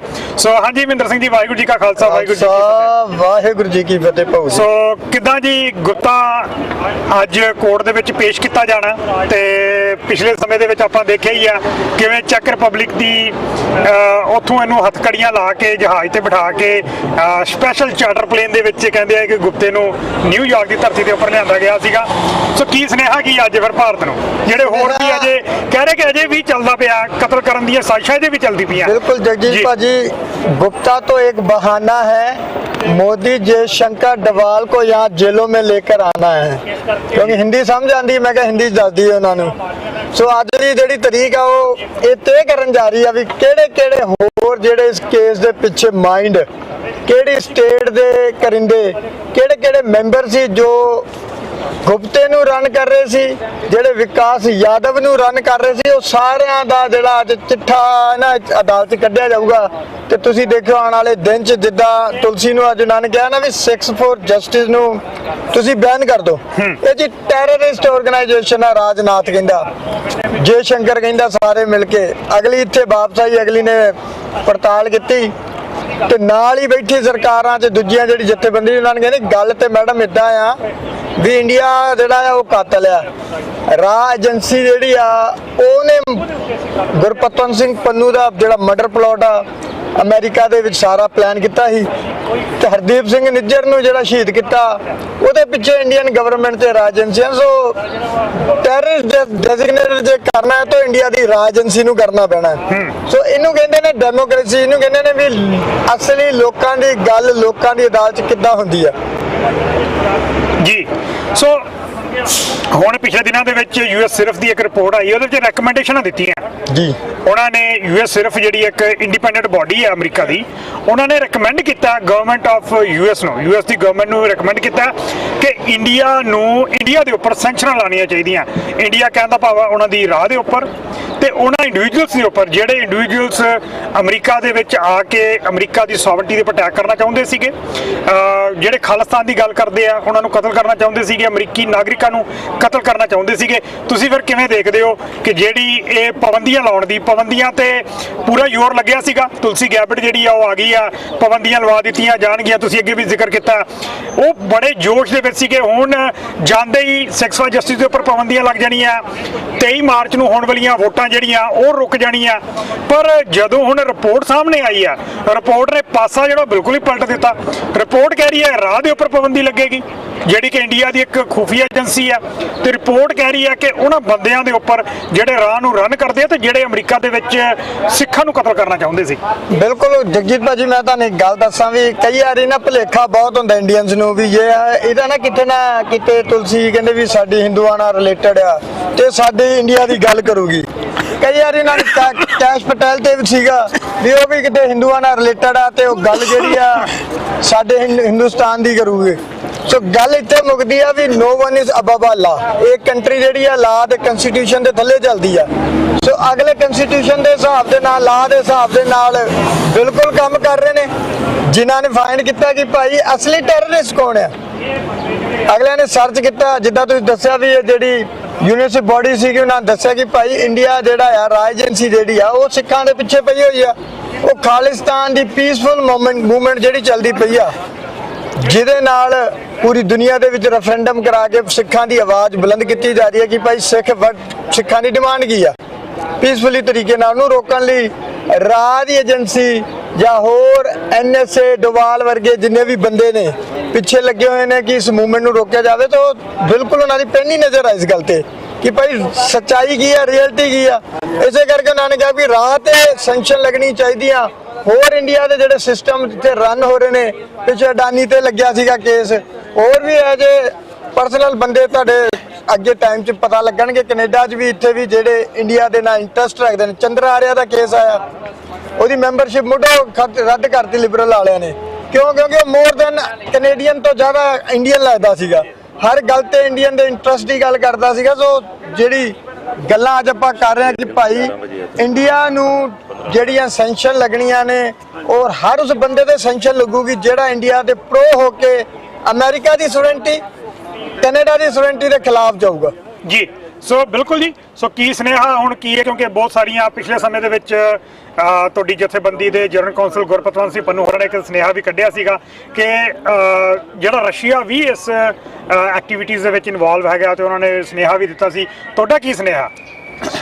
ਸਾਡਾ ਸੁਨੇਹਾ ਇੱਕੋ ਹੀ ਆ ਭਾਊ ਜੀ, ਅੱਜ ਦੀ ਜਿਹੜੀ ਕੋਰਟ ਦੇ ਬਾਹਰ ਅਸੀਂ ਖੜੇ ਆ ਨਿਊਯਾਰਕ, ਨਿਖਿਲ ਗੁਪਤਾ ਤੇ ਬਹਾਨਾ ਹੈ ਜਿਹੜਾ ਮੋਦੀ, ਡੋਵਾਲ, ਜੈਸ਼ੰਕਰ ਨੂੰ ਇੱਥੇ ਅਮਰੀਕਾ ਦੀ ਜੇਲ੍ਹਾਂ ਵਿੱਚ ਲੈ ਕੇ ਆਣਾ ਆ। ਸੋ ਦਿਨ ਦੂਰ ਨਹੀਂ ਭਾਜੀ, ਕਦੇ ਸਿੱਖਾਂ ਦੇ ਇੱਥੋਂ ਡਿਪੋਟੇਸ਼ਨ ਹੁੰਦੀ ਸੀ, ਸਰਕਾਰਾਂ ਲੈਣ ਆਉਂਦੀ ਸੀ। ਅੱਜ ਅਮਰੀਕਾ ਤੁਹਾਡੇ ਨਾਲ ਖੜਾ ਆ, ਤੁਹਾਡੇ ਕਾਤਲਾਂ ਨੂੰ ਇੱਥੇ ਨਾਮਜ਼ਦ ਕਰਕੇ ਸਜ਼ਾ ਦੇਣ ਨੂੰ ਤਿਆਰ ਆ। ਸੋ ਇੱਕ ਦਿਨ ਆਵੇਗਾ ਜਿਸ ਦਿਨ ਦੁਨੀਆ ਦੇ ਵਿੱਚ ਖਾਲਿਸਤਾਨ ਦਾ ਝੰਡਾ ਜਿਹੜਾ ਆ ਲਹਿਰਾਇਆ ਜਾਵੇਗਾ ਤੇ ਪੰਜਾਬ ਆਜ਼ਾਦ ਮੁਲਕ ਦੁਨੀਆ ਦੇ ਵਿੱਚ ਵਿਚਰੂਗਾ। ਸੋ ਸਾਰਿਆਂ ਨੂੰ ਬੇਨਤੀ ਆ ਵੀ 17 ਅਗਸਤ ਦੀਆਂ ਵੋਟਾਂ ਜਿਹੜੀਆਂ ਨੈਕਸਟ ਪੜਾ 17 ਅਗਸਤ ਨੂੰ ਵਾਸ਼ਿੰਗਟਨ ਡੀਸੀ ਵਾਈਟ ਹਾਊਸ ਦੇ ਮੂਹਰੇ ਪੈਣਗੀਆਂ ਵੋਟਾਂ ਪੰਜਾਬ ਦੀ ਆਜ਼ਾਦੀ ਦੀਆਂ। ਨਾਲੇ ਅੱਲੇ ਦੀਆਂ ਵੋਟਾਂ ਨੇ ਭੁਲੇਖਾ ਕੱਢਦਾ ਮੋਦੀ ਦਾ, ਜਿਹੜਾ ਕਹਿੰਦਾ ਸੀ ਅਬ ਕੀ ਬਾਤ ਟਰੰਪ ਕੀ ਸਰਕਾਰ, ਅਸੀਂ ਕਹਿੰਦੇ ਸੀਗੇ ਭਾਈ ਅਬ ਕੀ ਬਾਤ ਟਰੰਪ ਕੀ ਸਰਕਾਰ ਫॉर ਖਾਲਿਸਤਾਨ। ਸੋ ਉਹਨੇ ਸਾਨੂੰ ਐਲਏ ਦੇ ਵਿੱਚ ਪਰਮਿਸ਼ਨ ਦੇ ਕੇ ਅਮਰੀਕਾ ਦੀ ਸਰਕਾਰ ਨੇ ਇੰਡੀਆ ਨੂੰ ਇੱਕ ਸ਼ੀਸ਼ਾ ਵਿਖਾਤਾ ਕਿ ਭਾਈ ਅਸੀਂ ਖੜੇ ਆ ਪੀਸਫੁਲ ਮੂਵਮੈਂਟ ਦੇ ਨਾਲ, ਸਿੱਖਾਂ ਦੀ ਸੋਵਰਨਟੀ ਦੇ ਨਾਲ। ਐਸ ਲੌਂਗ ਐਸ ਇਹ ਪੀਸਫੁਲੀ ਗੱਲ ਕਰਦੇ ਨੇ, ਅਸੀਂ ਇਹਨਾਂ ਦੇ ਨਾਲ ਖੜੇ ਆ। ਸੋ 17 ਤਰੀਕ ਨੂੰ ਵਾਈਟ ਹਾਊਸ ਦੇ ਮੂਹਰੇ ਪੈਣਗੀਆਂ ਪੰਜਾਬ ਦੀ ਆਜ਼ਾਦੀ ਦੀਆਂ ਵੋਟਾਂ। ਧੰਨਵਾਦ ਜੀ। ਧੰਨਵਾਦ ਮੇਰਾ। ਹਾਂਜੀ ਆ ਜਾਓ ਜੀ ਅੰਕਲ ਜੀ। ਸੋ ਆਪਣੇ ਨਾਲ ਸਰਦਾਰ ਕੁਲਦੀਪ ਸਿੰਘ ਜੀ ਰਾਣਾ ਸਿੰਘ ਦੇ ਫਾਦਰ ਹੈਗੇ ਆ। ਸੋ ਇਹਨਾਂ ਦੇ ਨਾਲ ਗੱਲਬਾਤ ਕਰਾਂਗੇ। ਬੜੀ ਇੰਟਰਸਟਿੰਗ ਗੱਲ ਜਿਹੜੀ ਆ ਉਹ ਅੱਜ ਸੁਣਨ ਨੂੰ ਮਿਲਣੀ ਆ। ਸੋ ਅੰਕਲ ਜੀ ਅੱਜ ਤੁਸੀਂ ਆਏ ਹੋ ਕੋਰਟ ਦੇ ਵਿੱਚ, ਤੇ ਅੱਜ ਤੋਂ ਜੇ 2 ਸਾਲ ਪਹਿਲਾਂ ਦੀ ਗੱਲ ਕਰ ਲਈਏ, 3 ਸਾਲ ਪਹਿਲਾਂ ਦੀ, ਤੁਹਾਡੇ ਪਿੰਡ ਮਗਰੋੜ ਦੇ ਵਿੱਚ, ਰੋਪੜ ਦੇ ਵਿੱਚ ਪੁਲਿਸ ਦੀਆਂ ਗੱਡੀਆਂ, NIA ਦੀਆਂ ਗੱਡੀਆਂ ਦਿੱਲੀ ਤੋਂ ਆਉਂਦੀਆਂ ਸੀ ਤੇ ਰੋਕਦੀਆਂ ਸੀ ਕਿ ਭਾਈ ਰਾਣੇ ਨੂੰ ਹਟਾ ਲਓ, ਨਹੀਂ ਤੇ ਸਾਰੀ ਜ਼ਿੰਦਗੀ ਕੋਰਟਾਂ ਦੇ ਵਿੱਚ ਨਿਕਲੇਗੀ, ਕੋਰਟਾਂ ਦੇ ਵਿੱਚ ਚੱਕਰ ਲੱਗਿਆ ਕਰਨਗੇ, ਬੰਦੇ ਅਸੀਂ ਤੁਹਾਡੇ ਚੱਕ ਕੇ ਲੈ ਜਾਣੇ ਆ। ਇਹ ਡਰਾਵੇ ਦਿੱਤੇ ਜਾਂਦੇ ਸੀ। ਪਰ ਅੱਜ ਪਾਸਾ ਜਿਹੜਾ ਉਲਟਾ ਪੈ ਚੁੱਕਿਆ। ਅੱਜ ਕੋਰਟਾਂ ਦੇ ਵਿੱਚ ਉਹਨਾਂ ਦੇ ਰਗੜੇ ਲੱਗਦੇ ਪਏ ਆ, ਉਹਨਾਂ ਦੇ ਬੰਦੇ ਜਿਹੜੇ ਆ ਕੋਰਟਾਂ ਦੇ ਵਿੱਚ ਪੇਸ਼ ਹੋ ਰਹੇ ਆ। ਅੱਜ ਆਪਾਂ ਧਿਰ ਬਣ ਕੇ ਇੱਥੇ ਆਏ ਹੋਏ ਆ। ਕਿਵੇਂ ਅੱਜ ਮਹਿਸੂਸ ਹੁੰਦਾ ਕਿ ਕੀ ਪਾਸਾ ਜਿਹੜਾ ਉਹਦਾ ਪੁੱਠਾ ਪਿਆ ਕਿ ਨਹੀਂ ਪਿਆ? ਸਭ ਤੋਂ ਪਹਿਲਾਂ ਵਾਹਿਗੁਰੂ ਜੀ ਕਾ ਖਾਲਸਾ, ਵਾਹਿਗੁਰੂ ਜੀ ਕੀ ਫਤਿਹ। ਭਾਈ ਇਹ ਗੱਲ ਤਾਂ ਤੁਹਾਡੀਆਂ 16 ਨੇ ਸੱਚ ਹੈ, 2 ਸਾਲ 3 ਸਾਲ ਤੋਂ ਨਹੀਂ ਹੈ। ਹਾਂਜੀ, ਉੱਥੇ ਤਾਂ ਜਦ ਤੋਂ 84 ਤੋਂ ਅਟੈਕ ਹੋ ਗਿਆ ਉਤੋਂ ਹੀ ਸਟਾਰਟ ਹੈ ਇਹ ਕੰਮ ਜੀ। ਉਹਨਾਂ ਨੇ ਬੜੇ ਡਰਾਵੇ ਦਿੱਤੇ ਨੇ, ਬੜੀਆਂ ਧਮਕੀਆਂ ਦਿੱਤੇ, ਬੜੇ ਤਸੱਦਦ ਕੀਤੇ ਨੇ ਸਾਡੀ ਸਿੱਖ ਕੌਮ, ਸਾਡੇ ਤੇ ਨਹੀਂ, ਉੱਥੇ ਸਿੱਖ ਕੌਮ ਤੇ ਬੜੇ ਤਸੱਦਦ ਕੀਤੇ ਨੇ। ਸਾਡੀਆਂ ਧੀਆਂ ਭੈਣਾਂ ਨੂੰ ਥਾਣਿਆਂ ਵਿੱਚ ਲਿਜਾ ਕੇ ਨੰਗੇ ਕਰਕੇ ਪੇਪਰ ਦੇ ਸਾਹਮਣੇ ਨੰਗੀਆਂ ਕੀਤੀਆਂ ਤੇ ਬਹੁਤ ਸਾਨੂੰ ਜਲੀਲ ਆਮ ਹੈ। ਸਾਡੇ ਨਾਲ ਬਹੁਤ ਜ਼ੁਲਮ ਹੋ ਰਹੇ ਨੇ। ਇਸ ਕਰਕੇ ਸਾਨੂੰ ਉਦੋਂ ਤੋਂ ਹੀ ਅਸੀਂ ਤਾਂ ਲੱਗੇ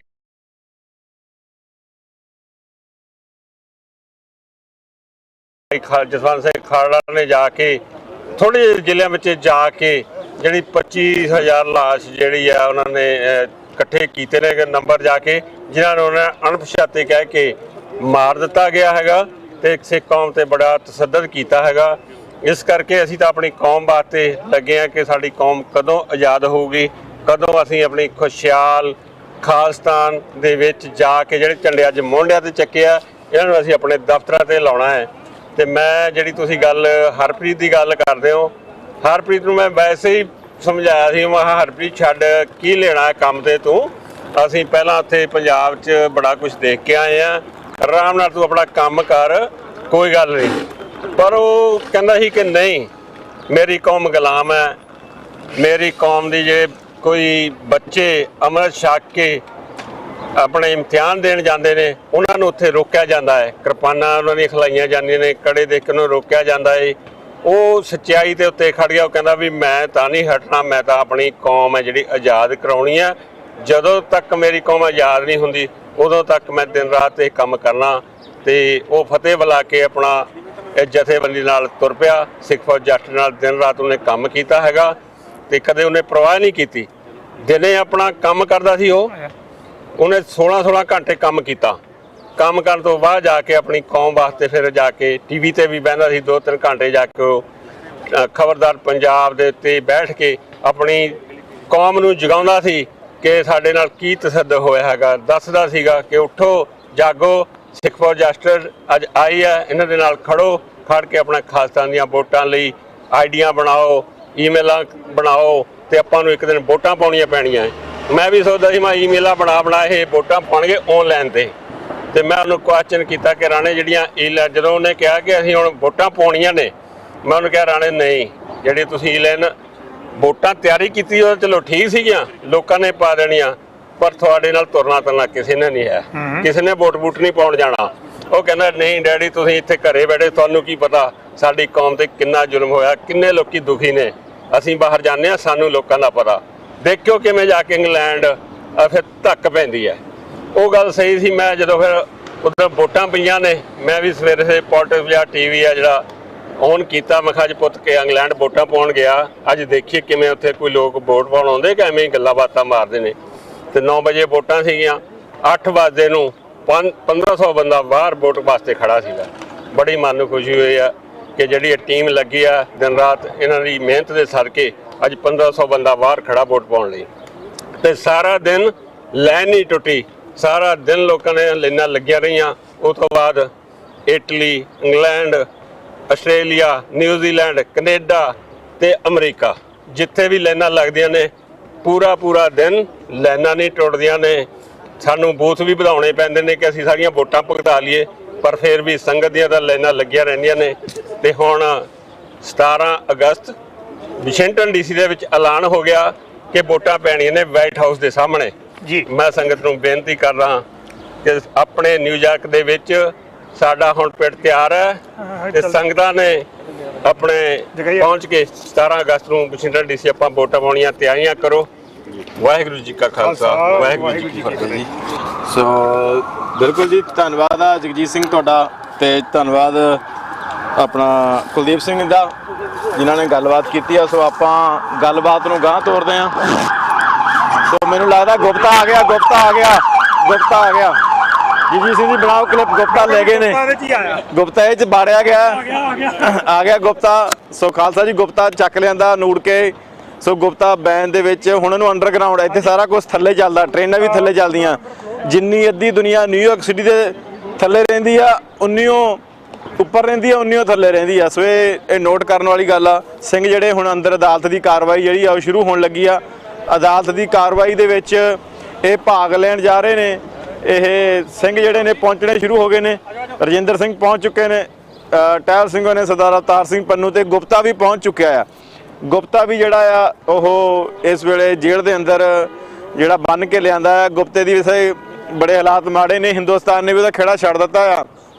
ਜਦੋਂ ਅਸੀਂ ਭਾਰਤ ਵੱਲੋਂ ਪਾਰਲੀਮੈਂਟਰੀ ਕਮੇਟੀ ਬਣਾ ਕੇ ਪ੍ਰੈਜ਼ੀਡੈਂਟ ਟਰੰਪ ਦੀ ਸਹੁੰ ਚੱਕ ਸਮਾਗਮ ਤੋਂ ਪਹਿਲਾਂ ਇਹ ਕਹਿ ਦਿੱਤਾ ਸੀਗਾ ਵੀ ਵਿਕਾਸ ਯਾਦਵ ਸਾਡਾ ਹੀ ਬੰਦਾ ਹੈ ਤੇ ਸਾਡੇ ਬੰਦੇ ਨੇ ਕੰਮ ਕਰਿਆ ਆ, ਤੇ ਵਕੀਲ ਨੂੰ ਮਾਰਨ ਦੀ ਕੋਸ਼ਿਸ਼ ਕੀਤੀ ਆ। ਸੋ ਫਿਰ ਉਸ ਤੋਂ ਬਾਅਦ ਪਤਾ ਲੱਗਦਾ ਹੈ ਵੀ ਜਦੋਂ ਐਡਮਿਟ ਕਰ ਲਿਆ ਤੇ ਗੁਪਤੇ ਕੋਲ ਕੋਈ ਡਿਫੈਂਸ ਨਹੀਂ ਬਚਦੀ। Gupta is the ਡਿਫੈਂਸਲੈਸ।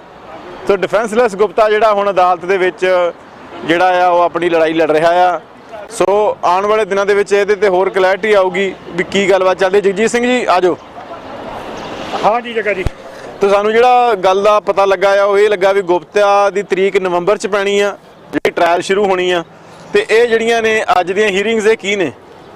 ਜਗਾ ਜੀ ਅੱਜ ਇਹਨਾਂ ਦੀ ਕਾਨਫਰੰਸ ਹੋਣੀ ਆ। ਸੋ ਅੱਜ ਵਕੀਲਾਂ ਨੇ ਦੋਵੇਂ ਧਿਰਾਂ ਦੇ ਜਿਹੜੇ ਪ੍ਰੋਸੀਕਿਊਟਰ ਹੈਗੇ ਆ, ਸਰਕਾਰ ਦੇ ਵਕੀਲ ਜਿਨ੍ਹਾਂ ਨੇ ਗੁਪਤਾ ਫੜ ਕੇ ਲਿਆਉਂਦਾ, ਤੇ ਦੂਜੇ ਬੰਨੇ ਡਿਫੈਂਡੈਂਟ ਦਾ ਵਕੀਲ ਜਿਹੜਾ ਕਿ ਡਿਫੈਂਸ ਦੇ ਵਕੀਲ ਹੋਣਗੇ, ਗੁਪਤੇ ਦੇ ਵਕੀਲ, ਉਹ ਅੱਜ ਸਾਰੀ ਗੱਲਬਾਤ ਕਰਨਗੇ ਕੋਰਟ ਦੇ ਨਾਲ ਕਿ ਸਾਡੇ ਕੋਲ ਆ ਸਮਾਨ ਹੈਗਾ, ਸਾਨੂੰ ਆ ਮਿਲ ਗਿਆ, ਇੰਨਾ ਸਮਾਂ ਚਾਹੀਦਾ। ਵੈਸੇ ਕੋਰਟ ਨੇ ਸਾਰਾ ਉਹਨਾਂ ਨੂੰ ਚੈਟ ਜਿਹੜਾ ਕੋਰਟ ਨੂੰ ਦੇ ਦਿੱਤਾ ਹੋਇਆ ਦੋਵੇਂ ਧਿਰਾਂ ਨੇ, ਪਰ ਉਹਨਾਂ ਨੂੰ ਅੱਜ ਉਹ ਔਨ ਦਾ ਰੈਕਰਡ ਗੱਲ ਕਰਨਗੇ ਕੋਰਟ ਦੇ ਵਿੱਚ, ਜਿਹੜੀਆਂ ਰਿਕਾਰਡਿੰਗਾਂ ਹੁੰਦੀਆਂ ਕਿ ਉਹਦੇ ਉੱਪਰ ਗੱਲਬਾਤ ਕੀਤੀ ਜਾਣੀ ਆ ਔਨ ਦਾ ਰੈਕਰਡ। ਦੇ ਦਿਓ ਜੀ। ਹਾਂਜੀ। ਸੋ ਰੈਕਰਡ ਦੇ ਉੱਪਰ ਜਿਹੜੀ ਅੱਜ ਸਾਰੀ ਗੱਲਬਾਤ ਹੋਏਗੀ, ਜਿਹਦੇ ਵਿੱਚ ਪਹਿਲਾਂ ਆਪਾਂ ਦੇਖਦੇ ਹਾਂ ਕਿ ਪਿੱਛੇ ਜਿਹੜੀ ਇੱਕ ਖਬਰ ਆਈ ਸੀ, ਉਹ ਆਈ ਸੀ ਕਿ ਜੂਨ ਤੇ ਜੁਲਾਈ ਦੇ ਮਹੀਨੇ ਦੇ ਵਿੱਚ ਟ੍ਰਾਇਲ ਹੋਏਗਾ, ਪਰ ਉਹਨਾਂ ਨੇ ਟ੍ਰਾਇਲ ਜਿਹੜੀ ਬਚਾਅ ਧਿਰ ਆ, ਗੁਪਤੇ ਦੀ ਧਿਰ, ਜਿਹੜੇ ਗੁਪਤੇ ਦੇ ਵਕੀਲ, ਉਹਨਾਂ ਨੇ ਕਿਹਾ ਜੀ ਕਿ ਇਹ ਟ੍ਰਾਇਲ ਜਿਹੜਾ ਇਹ ਜੂਨ ਜੁਲਾਈ ਦੀ ਬਜਾਏ ਤੁਸੀਂ ਨਵੰਬਰ ਤੱਕ ਲੈ ਜਾਓ। ਤੇ ਕੋਰਟ ਨੇ ਕਿਹਾ ਜੀ ਠੀਕ ਆ, ਅਸੀਂ ਨਵੰਬਰ ਤੱਕ ਲੈ ਜਾਾਂਗੇ। ਸੋ ਉਸ ਮਸਲੇ ਦੇ ਉੱਪਰ ਜਿਹੜੀ ਅੱਜ ਗੱਲਬਾਤ ਕੋਰਟ ਦੇ ਵਿੱਚ ਹੋਈ। ਨਵੰਬਰ ਤੱਕ ਜਾਣ ਦਾ ਕੀ ਕਾਰਨ ਤੁਹਾਨੂੰ ਜਿਹੜਾ ਸਮਝ ਲੱਗਦੀ ਆ? ਜਗ੍ਹਾ ਜੀ ਇਹ ਪ੍ਰੋਸੀਡਿੰਗਸ ਹੁੰਦੀਆਂ ਕਿਉਂਕਿ ਜਿਹੜੇ ਵਕੀਲ ਹੁੰਦੇ ਆ ਉਹਨਾਂ ਦੇ ਕੋਲ ਹੋਰ ਵੀ ਕੇਸਿਸ ਹੁੰਦੇ ਆ। ਸੋ ਉਹ ਹੋ ਗਿਆ, ਨਾਲ ਦੇਖਦੇ ਹੋਣੇ ਆ ਜੀ ਕਿ ਮਾੜਾ ਮੋਟਾ ਕੋਈ ਪੋਲੀਟੀਕਲੀ ਪ੍ਰੈਸ਼ਰ ਪੈ ਜੇ। ਮੋਦੀ ਹੋਰਾਂ ਨੇ ਕਿਹਾ ਸੀਗਾ ਕਿ ਟਰੰਪ ਆ ਜਾਏਗਾ, ਗੁਪਤੇ ਨੂੰ ਬੜੀਆਂ ਉਹਨਾਂ ਨੇ ਦਿਲਾਸੇ ਦਿੱਤੇ ਹੋਣੇ ਆ ਜਿਸ ਵੇਲੇ ਉਹ ਬਰਕਲਿਨ ਜੇਲ੍ਹ ਦੇ ਵਿੱਚ ਸੀਗਾ ਕਿ ਭਾਈ ਤੂੰ ਟੁੱਟੀ ਨਾ, ਕਾਇਮ ਰਹੀ, ਬਸ ਹੁਣ ਇੱਥੇ ਸਰਕਾਰ ਬਦਲਣ ਵਾਲੀ ਆ, ਟਰੰਪ ਨੇ ਆ ਜਾਣਾ, ਉੱਥੇ DNI ਤੁਲਸੀ ਗੈਬਟ ਲੱਗ ਜਾਣੀ ਹੈ, FBI ਦਾ ਜਿਹੜਾ ਡਾਇਰੈਕਟਰ ਹੈ ਕੈਸ਼ ਪਟੇਲ ਲੱਗ ਜਾਣਾ, ਬੰਦਾ ਹੀ ਘਰ ਦਾ ਹੋਣਾ, ਸੋ ਤੂੰ ਚਿੰਤਾ ਨਾ ਕਰ, ਆਪਾਂ ਤੈਨੂੰ ਲੈ ਆਣਾ। ਸੋ ਇਹ ਜਿਹੜੇ ਕਾਫੀ ਉਹਨਾਂ ਨੇ ਦਿੱਤੇ ਹੋਣੇ ਆ ਪਹਿਲਾਂ ਦਿਲਾਸੇ। ਸੋ ਹੁਣ ਜਦੋਂ ਆਪਾਂ ਦੇਖਿਆ ਹੀ ਆ ਪਿਛਲੇ ਦਿਨਾਂ ਦੇ ਵਿੱਚ, ਇਹ ਤੁਹਾਡੀ ਅਸੰਪਸ਼ਨ ਆ? ਇਹ ਮੇਰੀ ਅਸੰਪਸ਼ਨ ਆ ਕਿ ਮਤਲਬ ਕਿ ਇਸ ਤਰ੍ਹਾਂ ਦੀ ਗੱਲਾਂ, ਕਿਉਂਕਿ ਅਕਸਰ ਜਦੋਂ ਕੋਈ ਬੰਦਾ ਫਸ ਜਾਂਦਾ ਕਿਸੇ ਦੇ ਗੱਲਾਂ ਦੇ ਵਿੱਚ ਆ ਕੇ, ਅਗਲਾ ਬੰਦਾ ਉਹਨੂੰ ਕਹਿੰਦਾ ਯਾਰ ਤੂੰ ਹੁਣ ਟੁੱਟੀ ਨਾ ਸਾਡੇ ਨਾਲ। ਕਿਉਂਕਿ ਪਹਿਲਾਂ ਜੂਨ ਜੁਲਾਈ ਦੇ ਵਿੱਚ ਇਹਦੀ ਜਿਹੜੀ ਤਰੀਕ ਹੀਅਰਿੰਗ ਸ਼ੁਰੂ ਹੋਣ ਦੀਆਂ ਸੀਗੀਆਂ, ਤੇ ਹੁਣ ਉਹ 4 ਮਹੀਨੇ ਗਾਂਹ ਪਾ ਦਿੱਤੀ ਗਈ ਹੈ ਵੀ 4 ਮਹੀਨੇ ਬਾਅਦ ਜਿਹੜੀ ਆ ਉਹ ਗਾਂਹ ਪਾਣੀ ਹੈ। ਦੇਖੋ ਅਮਰੀਕਾ ਜਿਹੜਾ ਆ, ਜਦੋਂ ਵੀ ਆਪਾਂ ਦੁਨੀਆ ਨੂੰ ਦੱਸਦੇ ਹਾਂ ਤੇ ਇੱਕ ਲਾਅ ਦੇ ਉੱਤੇ ਚੱਲਦਾ, ਕਾਨੂੰਨ ਦੇ ਉੱਤੇ ਚੱਲਦਾ। ਬਰਾਬਰ ਦਾ ਹੱਕ ਉਹ ਕਹਿੰਦੇ ਸਾਰਿਆਂ ਨੂੰ ਦੇਣਾ, ਚਾਹੇ ਤੁਸੀਂ ਕਿਸੇ ਕ੍ਰਿਮੀਨਲ ਐਕਟੀਵਿਟੀ ਦੇ ਵਿੱਚ ਸ਼ਮੂਲੀਅਤ ਵੀ, ਪਰ ਤੁਹਾਨੂੰ ਬਰਾਬਰ ਦਾ ਮੌਕਾ ਦਿੱਤਾ ਜਾਣਾ ਕਿ ਕੱਲ ਨੂੰ ਤੁਸੀਂ ਇਹ ਨਾ ਕਹਿ ਸਕੋ ਕਿ ਮੇਰੇ ਨਾਲ ਧੱਕਾ ਹੋ ਗਿਆ, ਮੈਨੂੰ ਟਾਈਮ ਨਹੀਂ ਮਿਲਿਆ। ਪਰ ਉਹ ਇੱਕ ਪੰਜਾਬੀ ਦੀ ਕਹਾਵਤ ਹੈ ਨਾ ਕਿ ਬੱਕਰੇ ਦੀ ਮਾਂ ਕਦੋਂ ਤੱਕ ਖੈਰ ਮਨਾਊਗੀ, ਈਦ ਨਹੀਂ ਤਾਂ ਫਿਰ ਬਕਰੀਦ ਸਹੀ।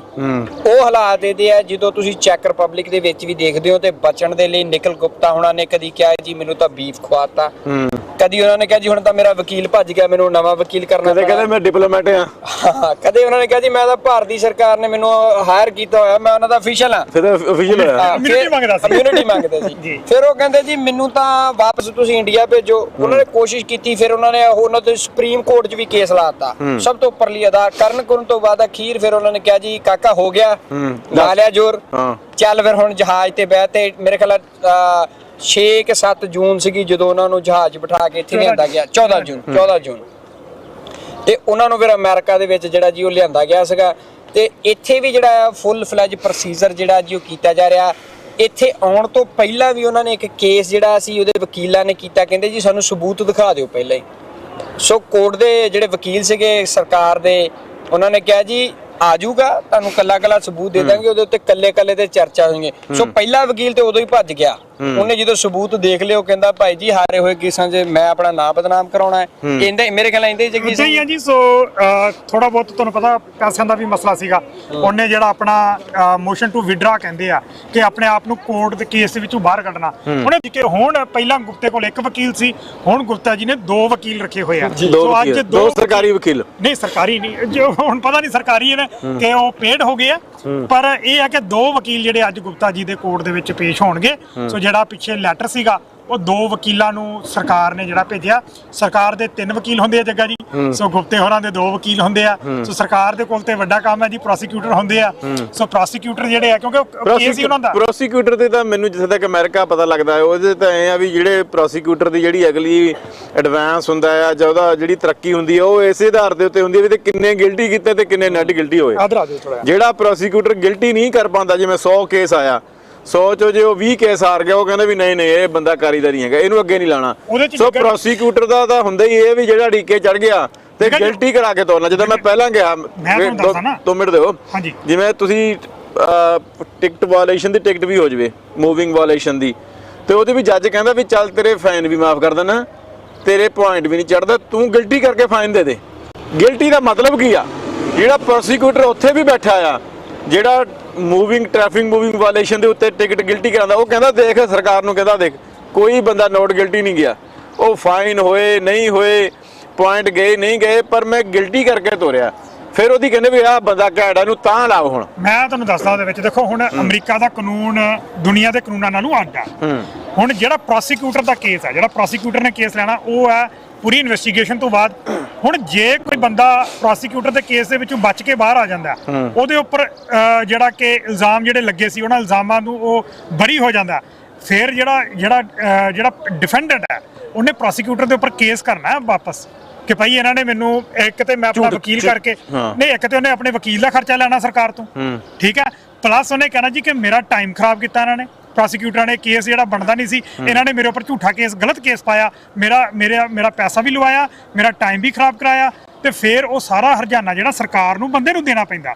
ਸੋ ਇਸ ਕਰਕੇ ਜਿਹੜੀ ਇਹ ਹਰੇਕ ਕੇਸ 'ਚ ਹੁੰਦਾ, ਇਹ ਹਰ ਇੱਕ ਕੇਸ ਦੇ ਵਿੱਚ ਅਮਰੀਕਾ ਦੇ ਵਿੱਚ ਜੇ ਸਰਕਾਰ ਹਾਰ ਜਾਂਦੀ ਆ, ਜੇ ਹੁਣ ਲੈਟਸ ਸੇ ਆਪਾਂ ਉਦਾਹਰਨ ਦੇ ਤੌਰ ਦੇ ਉੱਪਰ ਇਸੇ ਕੇਸ ਦੇ ਉੱਪਰ ਗੱਲ ਕਰ ਲੈਂਦੇ ਆ, ਜਿਸ ਤਰ੍ਹਾਂ ਗੁਪਤਾ ਕਹਿ ਰਿਹਾ ਜੀ ਕਿ ਮੈਂ ਨਿਰਦੋਸ਼ ਹਾਂ। ਜੇ ਕੱਲ ਨੂੰ ਗੁਪਤੇ ਦੇ ਵਕੀਲ ਗੁਪਤੇ ਨੂੰ ਨਿਰਦੋਸ਼ ਸਾਬਤ ਕਰਾ ਦਿੰਦੇ ਆ, ਤੇ ਜਿਹੜੇ ਰਿਲੇਸ਼ਨ ਖਰਾਬ ਹੋਇਆ ਇੰਡੀਆ ਦੇ ਨਾਲ, ਜੋ ਹੁਣ ਤੱਕ ਵਕੀਲਾਂ ਦਾ ਪੈਸਾ ਲੱਗਿਆ, ਜੋ ਸਾਰਾ ਕੁਝ ਲੱਗਿਆ, ਉਹਦੀ ਭਰਪਾਈ ਤੇ ਫਿਰ ਗੁਪਤਾ ਕਰੂਗਾ ਨਾ ਅਮਰੀਕਾ ਤੋਂ ਕਿ ਭਾਈ ਦੇਖੋ ਤੁਸੀਂ ਮੈਨੂੰ ਗਲਤ ਕੇਸ ਦੇ ਵਿੱਚ ਫਸਾਇਆ। ਇਸ ਤਾਂ ਹੀ ਫਿਰ ਜਿੰਨੇ ਅਮਰੀਕਾ 'ਚ ਕੇਸ ਹੁੰਦੇ ਆ, ਕਈ ਵਾਰੀ ਸਰਕਾਰਾਂ ਆ ਕੇ ਇਸ ਗੱਲ ਤੇ ਖੜ ਜਾਂਦੀਆਂ ਵੀ ਸਜ਼ਾ ਜਿਸ ਕੇਸ 'ਚ 20 ਸਾਲ ਦੀ ਹੁੰਦੀ ਆ, ਉਹ ਕਹਿੰਦੇ ਤੈਨੂੰ 5 ਦੀ ਕਰ ਦੇਣੇ, ਤੂੰ ਗਿਲਟੀ ਕਰ ਦੇ। ਬਿਲਕੁਲ, ਉਹਦੇ ਵਿੱਚ ਤਾਂ ਕਿ ਦੁਬਾਰੇ ਸਰਕਾਰ ਦੇ ਉੱਤੇ ਮੁਕੱਦਮਾ ਨਾ ਉਹਦੇ ਤੇ ਇੱਕ ਚੀਜ਼ ਹੋਰ ਸਮਝ ਨਹੀਂ ਆ ਨਾ, ਜਦੋਂ ਇਹ ਕੇਸ ਚੱਲਦੇ ਆ ਹਨਾ, ਸੋ ਇਹਨਾਂ ਦੇ ਵਿੱਚ ਸਾਰੀ ਇਨਵੈਸਟੀਗੇਸ਼ਨ ਹੋਈ ਹੁੰਦੀ ਆ। ਹੁਣ ਜਿਸ ਤਰ੍ਹਾਂ ਗੁਪਤੇ ਨੂੰ ਲਗਾਤਾਰ ਕਿਹਾ ਗਿਆ ਕਿ ਤੂੰ ਸਰਕਾਰੀ ਗਵਾਹ ਬਣ ਜਾ, ਤੂੰ ਚੁੱਪ ਕਰਕੇ ਬਾਕੀ ਦੇ ਬੰਦਿਆਂ ਦੇ ਨਾਂ ਦੱਸ ਦੇ। ਹੁਣ ਗੱਲ ਤੇ ਇਹ ਹੁੰਦੀ ਹੈ ਨਾ ਕਿ ਜਦੋਂ ਜਿਸ ਬੰਦੇ ਨੂੰ ਇਹਨੂੰ ਦਿੱਤਾ ਹੋਇਆ ਕੰਮ ਗੁਪਤੇ ਨੇ ਜੇ ਦੱਸਤਾ ਜੀ ਵਿਕਾਸ ਯਾਦਵ ਦੇ ਉੱਪਰ ਡੋਵਲ ਸੀਗਾ ਜਾਂ ਸਮੰਤ ਗੋਇਲ ਸੀਗਾ, ਸੋ ਉਹਨਾਂ ਬੰਦਿਆਂ ਦੇ ਜਦੋਂ ਨਾਮ ਆ ਜਾਣੇ ਆ ਫਿਰ ਕੰਮ ਹੋਰ ਅੱਗੇ ਚੱਲਣਾ। ਸੋ ਇਹ ਕਈ ਚੀਜ਼ਾਂ ਹੈਗੀਆਂ। ਮੈਂ ਇੱਥੇ ਇੱਕ ਹੋਰ ਪੁਆਇੰਟ ਜਿਹੜਾ ਦੱਸਣਾ ਚਾਹੁੰਦਾ ਵੀ ਜਿਹੜਾ ਇੱਥੇ ਕੇਸ ਹੈਗਾ ਉਹ ਹੈਗਾ state versus Nikhil Gupta, Gurpatwant Singh Pannu versus ਨਹੀਂ ਹੈਗਾ।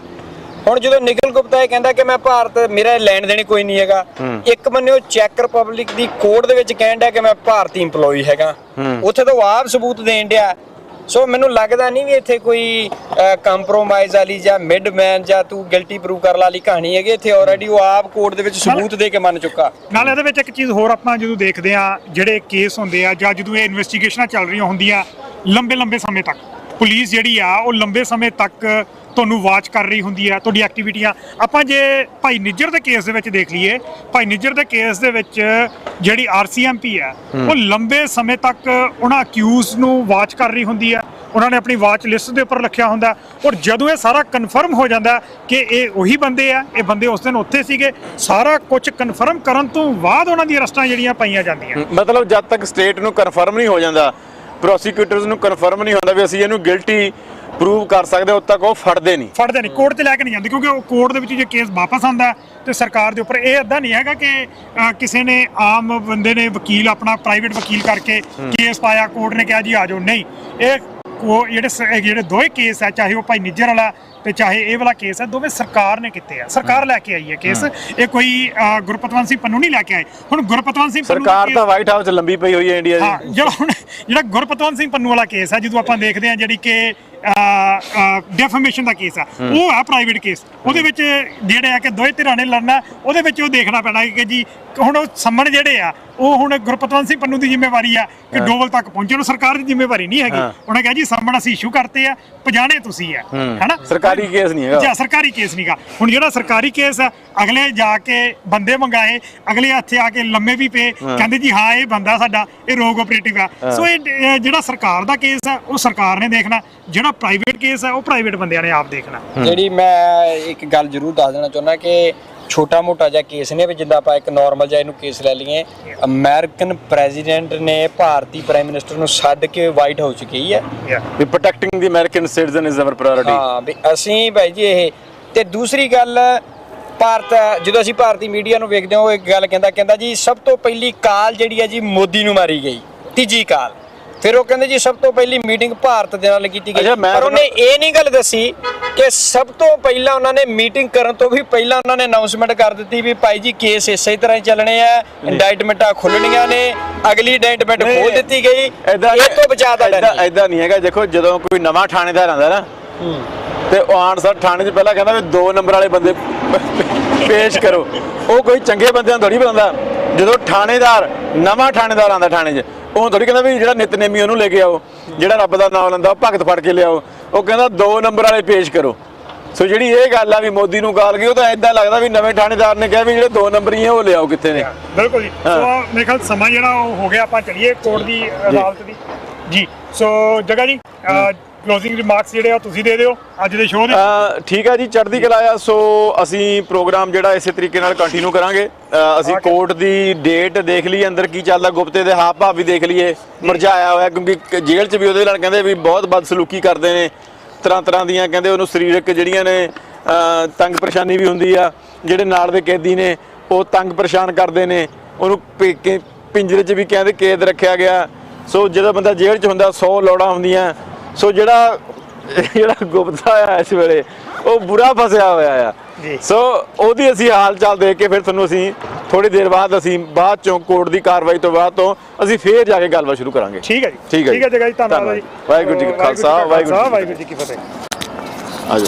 ਹਾਂਜੀ, ਤੁਸੀਂ ਆਣਾ ਉੱਪਰ। ਓਕੇ, ਆ ਫਿਰ ਆਪਣੇ ਕੋਲ ਹੀ ਰੱਖ ਲਓ।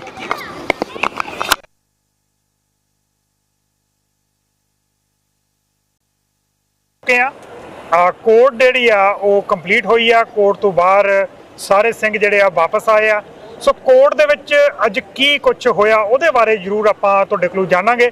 ਡਾਕਟਰ ਸਾਹਿਬ ਡਾਕਟਰ ਬਖਸ਼ੀਸ਼ ਸਿੰਘ ਸੰਧੂ ਜਿਹੜੇ ਆ ਸਾਨੂੰ ਡਿਟੇਲ ਜਿਹੜੀ ਆ ਉਹ ਦੱਸਣਗੇ। ਕੋਰਟ ਦੇ ਵਿੱਚ ਅੱਜ ਜਿਹੜੀ ਕਿ ਵਿਕਟਰ ਮਰਾਰੋ ਦੀ ਕੋਰਟ, ਪਹਿਲਾਂ ਕੋਰਟ ਜਿਹੜੀ ਆ 15-20 ਦੇ ਵਿੱਚ ਹੋਣੀ ਸੀਗੀ, ਕਿਸੇ ਕਾਰਨਾਂ ਕਰਕੇ ਜਿਹੜੀ ਕੋਰਟ ਆ ਉਹ 24ਵੇਂ ਫਲੋਰ ਦੇ ਉੱਪਰ 24B ਦੇ ਵਿੱਚ ਜਿਹੜੀ ਆ ਕੋਰਟ ਪ੍ਰੋਸੀਡਿੰਗਸ ਜਿਹੜੀਆਂ ਹੋਈਆਂ। ਸੋ ਜੀ ਡਾਕਟਰ ਸਾਹਿਬ, ਕਿਵੇਂ ਦਾ ਅੱਜ ਫਿਰ ਕੋਰਟ ਦੇ ਵਿੱਚ ਮਾਹੌਲ ਜਿਹੜਾ ਹੋ ਰਿਹਾ? ਹਾਂਜੀ, ਵਾਹਿਗੁਰੂ ਜੀ ਕਾ ਖਾਲਸਾ, ਵਾਹਿਗੁਰੂ ਜੀ ਕੀ ਫਤਿਹ। ਅੱਜ ਅਸੀਂ ਤੁਹਾਨੂੰ ਸਿੱਖ ਕੌਮ ਨੂੰ ਨਿਊਯਾਰਕ ਦੀ ਕੋਰਟ ਦੇ ਸਾਹਮਣੇ ਖਲੋ ਕੇ ਇਹ ਜਾਣਕਾਰੀ ਦੇ ਰਹੇ ਹਾਂ ਕਿ ਅੱਜ ਇੱਥੇ ਜਿਹੜਾ ਕਿ ਅਮਰੀਕਾ ਦੀ ਗਵਰਨਮੈਂਟ ਨੇ ਇੰਡੀਆ ਦੀ ਗਵਰਨਮੈਂਟ ਦੇ ਬੰਦੇ ਨਿਖਿਲ ਗੁਪਤੇ ਦੇ ਕੇਸ ਕੀਤਾ ਹੋਇਆ ਵਾ, ਉਸ ਕੇਸ ਦੀ ਅੱਜ ਸੁਣਾਈ ਸੀ। ਇਸ ਤੋਂ ਪਹਿਲਾਂ ਇਹ ਪਤਾ ਲੱਗ ਚੁੱਕਾ ਸੀ ਵੀ ਇਹ ਕੇਸ ਜਿਹੜਾ ਵਾ ਨਵੰਬਰ ਦੇ ਮਹੀਨੇ ਵਿੱਚ ਸ਼ੁਰੂ ਹੋਏਗਾ। ਅੱਜ ਇੱਥੇ ਜੱਜ ਸਾਹਿਬ ਨੇ ਦੱਸ ਦਿੱਤਾ ਵਾ ਕਿ ਨਿਖਿਲ ਗੁਪਤੇ ਦੇ ਜਿਹੜਾ ਕਿ ਅਮਰੀਕਾ ਦੀ ਗਵਰਨਮੈਂਟ ਨੇ ਕੇਸ ਕੀਤਾ ਹੋਇਆ ਵਾ, ਜਿਵੇਂ ਕਿ ਨਿਖਿਲ ਗੁਪਤੇ ਨੇ ਇੰਡੀਆ ਦੀ ਗਵਰਨਮੈਂਟ ਦੇ ਨਾਲ ਰਲ ਕੇ ਇਹ ਸਾਜ਼ਿਸ਼ਾਂ ਘੜੀਆਂ ਸੀ ਕਿ ਗੁਰਪਤਵੰਤ ਸਿੰਘ ਪੰਨੂ ਜਿਹੜੇ ਕਿ ਸਿੱਖ ਫॉर ਜਸਟਿਸ ਦੇ ਲੀਗਲ ਐਡਵਾਈਜ਼ਰ ਨੇ ਉਹਨਾਂ ਤੇ ਜਾਨੀ ਹਮਲੇ ਕਰਨ ਦੇ। ਉਹ ਹਮਲਾ ਜਦ ਕਿ ਪ੍ਰੋਸੈਸ ਵਿੱਚ ਆ ਰਿਹਾ ਸੀ ਤੇ ਅਮਰੀਕਾ ਦੀ ਗਵਰਨਮੈਂਟ ਨੇ ਆਪਣੀ ਇੰਟੈਲੀਜੈਂਸ ਏਜੰਸੀ ਦੇ ਥਰੂ ਉਹਨੂੰ ਇੰਟਰਸੈਪਟ ਕਰਦਾ ਤੇ ਬੜੀ ਖੁਸ਼ੀ ਦੀ ਗੱਲ ਆ ਕਿ ਗੁਰਪਤਵੰਤ ਸਿੰਘ ਪੰਨੂ ਦੀ ਜਾਨ ਜਿਹੜੀ ਸੀ ਉਹਨਾਂ ਦੀ ਜਾਨ ਬਚ ਗਈ। ਹੁਣ ਉਹ ਜਿਹੜਾ ਕੇਸ ਇੱਥੇ ਚੱਲ ਰਿਹਾ ਸੀ ਉਹਦੇ ਵਿੱਚ ਦੱਸਿਆ ਗਿਆ ਵਾ ਕਿ ਇਹ ਕੇਸ ਨਵੰਬਰ 3 ਤੋਂ ਇਸ ਸਾਲ ਦੇ ਵਿੱਚ ਹੀ ਸ਼ੁਰੂ ਹੋਏਗਾ। 6 ਮਹੀਨੇ ਚਾਹੀਦੇ ਨੇ ਹੋਰ ਇਹਨਾਂ ਨੂੰ ਸਾਰਾ ਕੁਝ ਸਮਾਨ ਇਕੱਠਾ ਕਰਨ ਵਾਸਤੇ, ਇੱਕ ਦੂਜੇ ਨਾਲ ਜਾਣਕਾਰੀ ਜਿਹੜੀ ਆ ਲੈਣ ਦੇਣ ਵਾਸਤੇ ਤੇ ਉਹ ਸਭ ਕੰਮ ਕੰਪਲੀਟ ਕਰਨ ਵਾਸਤੇ, ਕੇਸ ਸ਼ੁਰੂ ਹੋਣ ਵਾਸਤੇ ਇੰਨੇ ਮਹੀਨੇ ਚਾਹੀਦੇ ਨੇ। ਔਰ 3 ਨਵੰਬਰ ਨੂੰ ਕੇਸ ਸ਼ੁਰੂ ਹੋ ਰਿਹਾ ਵਾ। ਸਾਰੀ ਸਿੱਖ ਕੌਮ ਨੂੰ, ਆਪਣੇ ਨਿਊਯਾਰਕ ਦੇ ਵਾਸੀਆਂ ਨੂੰ ਜਿਹੜੇ ਕਿ ਸਿੱਖ ਇੱਥੇ ਰਹਿ ਰਹੇ ਨੇ, ਉਹਨਾਂ ਨੂੰ ਬੇਨਤੀ ਕੀਤੀ ਜਾਂਦੀ ਆ ਕਿ 3 ਨਵੰਬਰ ਨੂੰ ਤੁਸੀਂ ਜ਼ਰੂਰੀ ਪਹੁੰਚਣਾ ਵਾ। ਕੇਸ ਸ਼ੁਰੂ ਹੋਇਆ ਵਾ, ਅਸੀਂ ਦੁਨੀਆ ਨੂੰ ਵਿਖਾਉਣਾ ਕਿ ਅਸੀਂ ਗੁਰਪਤਵੰਤ ਸਿੰਘ ਪੰਨੂ ਉਹਨਾਂ ਦੇ ਕੇਸ ਦੇ ਪਿੱਛੇ ਸਿੱਖ ਫॉर ਜਸਟਿਸ ਦੇ ਨਾਲ, ਆਪਣੀ ਹੋਰ ਰਿਫਰੈਂਡਮ ਦੀ ਕੰਪੇਨ ਦੇ ਨਾਲ ਖੜੇ ਹੋਏ ਆ। ਇੰਨੀਆਂ ਬੇਨਤੀਆਂ ਜੀ। ਵਾਹਿਗੁਰੂ ਜੀ ਕਾ ਖਾਲਸਾ, ਵਾਹਿਗੁਰੂ ਜੀ ਕੀ ਫਤਿਹ। ਹਾਂਜੀ ਵਿਕਰਮਜੀਤ ਸਿੰਘ ਜੀ ਆ ਜਾਓ ਜੀ। ਸੋ ਹਾਂਜੀ ਪ੍ਰਧਾਨ ਸਾਹਿਬ ਜੀ ਆ ਜਾਓ ਜੀ।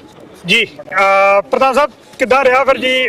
ਤੁਸੀਂ ਮੇਰੇ ਖਿਆਲ ਦੇ ਵਿੱਚ ਇਸ ਕੇਸ ਦੇ ਵਿੱਚ ਪਹਿਲੀ ਦਫਾ ਕੋਰਟ ਦੇ ਵਿੱਚ ਗਏ ਹੋ। ਇਸ ਤੋਂ ਪਹਿਲਾਂ ਜਦੋਂ ਵੀ ਤਰੀਕਾਂ ਹੋਈਆਂ ਤੁਸੀਂ ਜਾਂ ਆਸਟ੍ਰੇਲੀਆ ਜਾਂ ਨਿਊਜ਼ੀਲੈਂਡ ਤੇ ਜਾਂ ਫਿਰ ਕੈਨੇਡਾ ਹੋਏ ਹੋ ਤੇ ਜਾਂ ਤੁਸੀਂ ਲਾਸ ਐਂਜਲਸ ਦੇ ਵਿੱਚ ਪਿਛਲੀ ਵਾਰ ਜਿਹੜੀ ਤਰੀਕ ਸੀ ਉਦੋਂ ਤੁਸੀਂ ਕੈਲੀਫੋਰਨੀਆ ਦੀ ਧਰਤੀ ਦੇ ਉੱਪਰ ਸੀਗੇ।